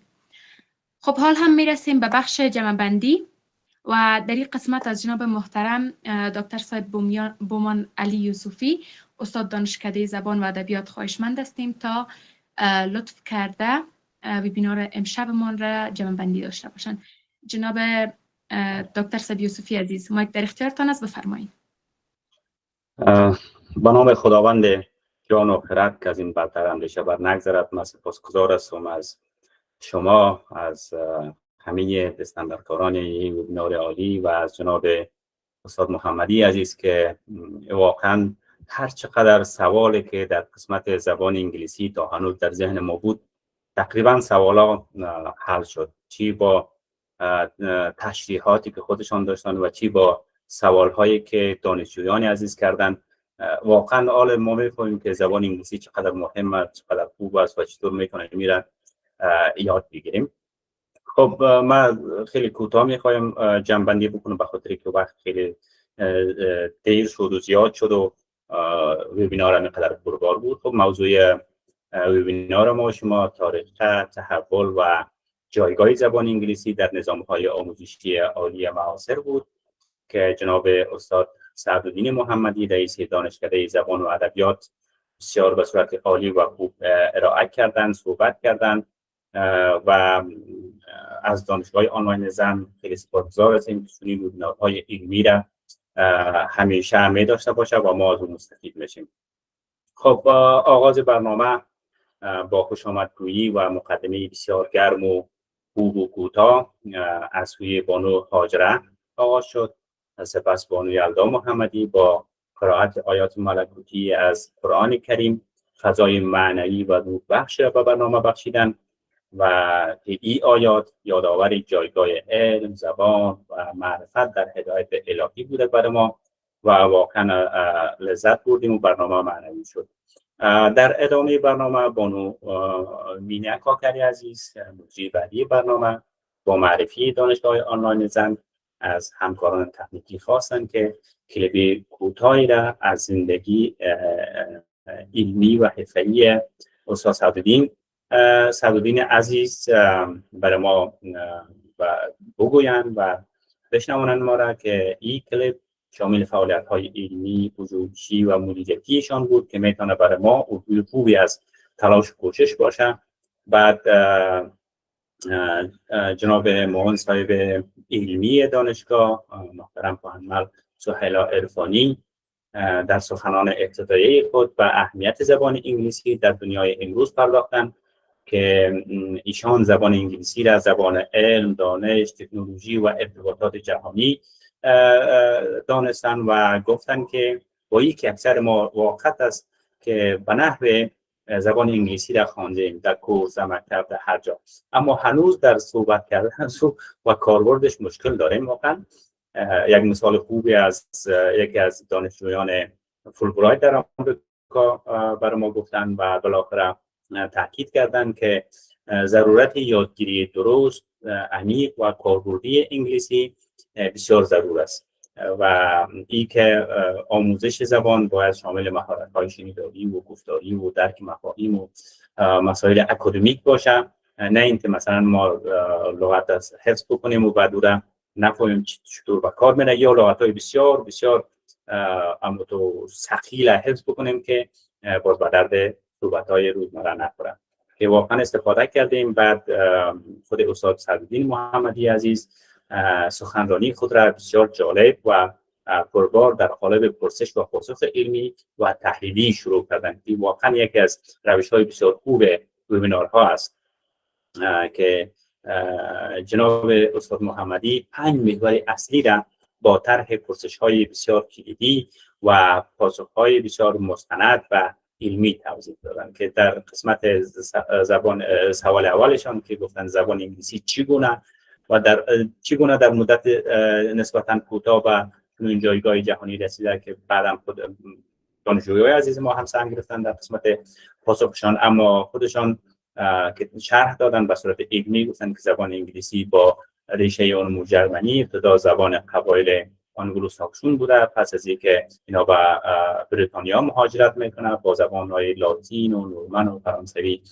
یک جای میشه و در قرون وسطا ساختار نوینی پیدا میکنه و با انقلاب صنعتی خصوصا استعمار بریتانیا و همچنان پس از او رشد رسانه‌ها، سینما، اینترنت و قدرت اقتصادی امریکا و زبان برتر در علم، تجارت، دیپلماسی، آموزش، اقتصاد و تکنولوژی تبدیل میشن. سوال بعدیش که کدام زبان قدمت بیشتر داره، زبان انگلیسی یا زبان فارسی، که بیشتر باز هم در جواب در یک از دانشجویان عزیز ما سوال کردن که استاد محمدی عزیز باز پاسخ خیلی جالب گفتن. سوال بعدیشون این بود که چگونه زبان انگلیسی در تمام دنیا گسترش پیدا کرده، عوامل انتشار و پخش زبان انگلیسی کدام بود که بسیار به صورت خلاصه من ایران یادداشت داشتم که عوامل اصلی گسترش زبان انگلیسی اولین عاملش استعمار بریتانیا در قرن‌های 18 و 19 که زبان انگلیسی را به آسیا و افریقا و آمریکا برده، بعد قدرت علمی و اقتصادی و سیاسی امریکا در قرن 20، رشد رسانه‌های جمعی، سینما، موسیقی و اینترنت که همگانی شد بعد از سال 2000 بعد از سال 1995.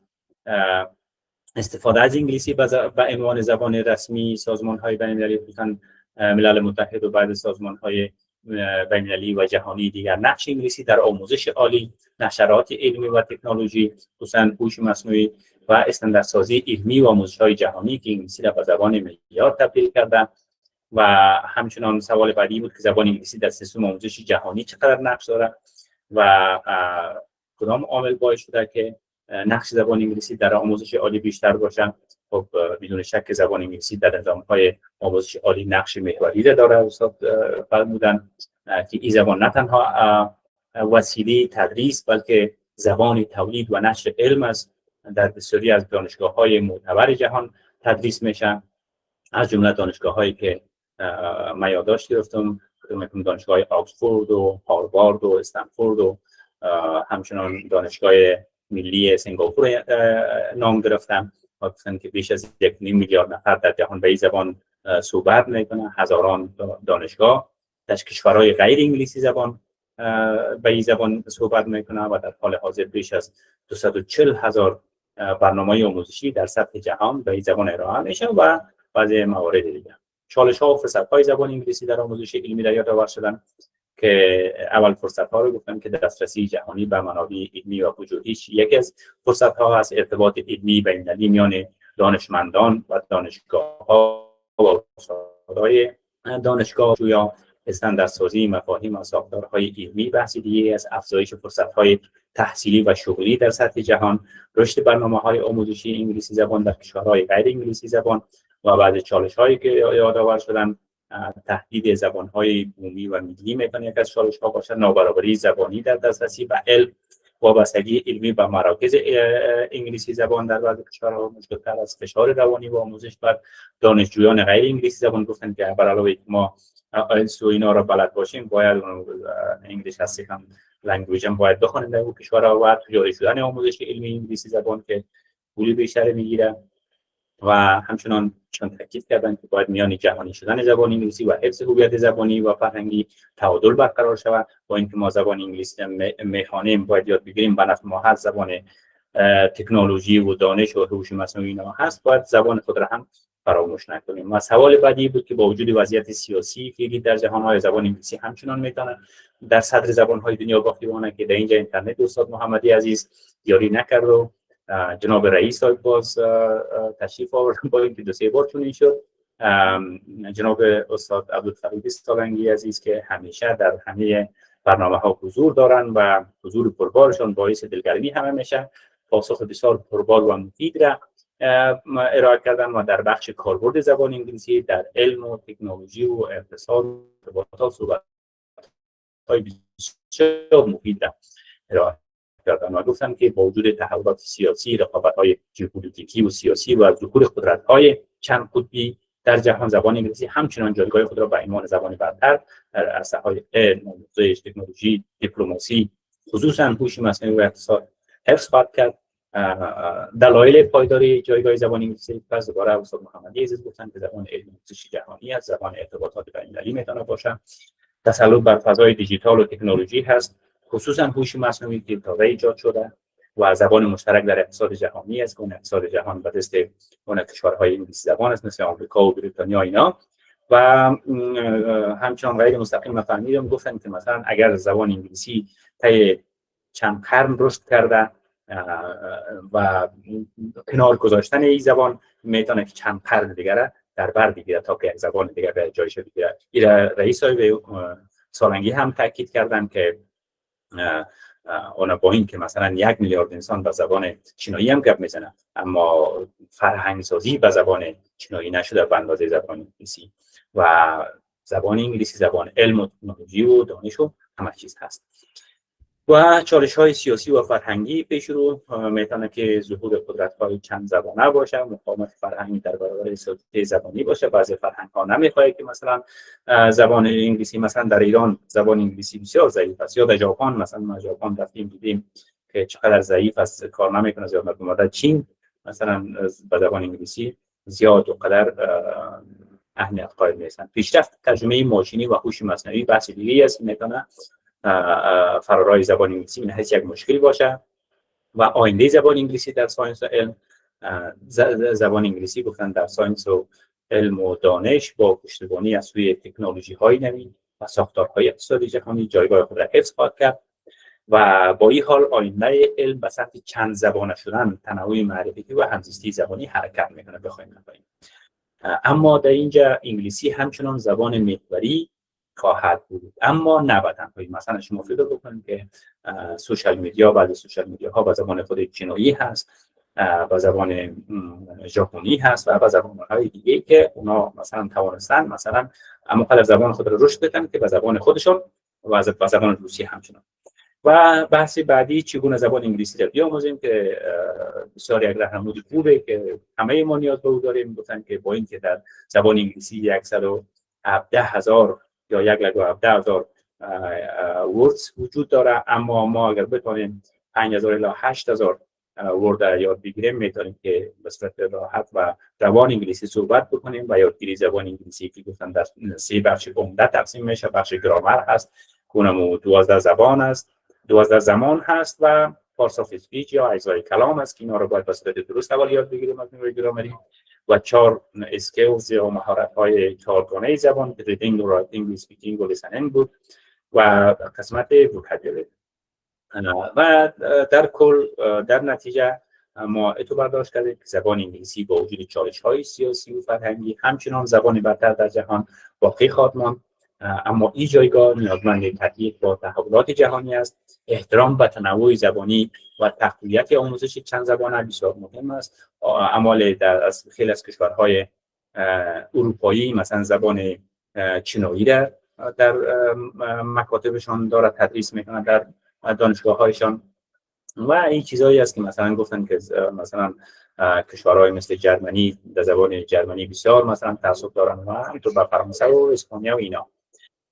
و آینده زبان انگلیسی در حذف زبان‌های دیگر نیست، بلکه در همزیستی هوشمندانه با دیگر زبان‌ها رقم خواهد خورد.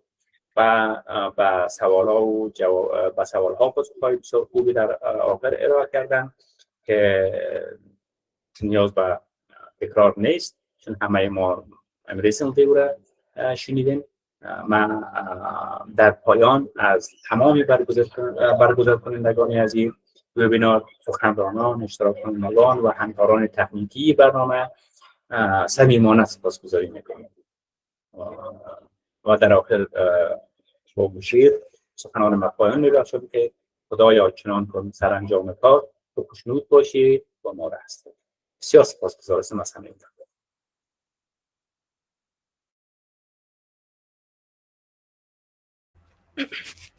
هر ګام چې د علم په لار اخیستل کیږي، هر ګام چې د علم په لار اخیستل کیږي، د زړونو تیاره پرې رڼا کیږي. هیله ده چې دا مزل دوام وکړي، هیله ده چې دا مزل دوام وکړي، د پوهې څرخه په هر زړه عام کړي.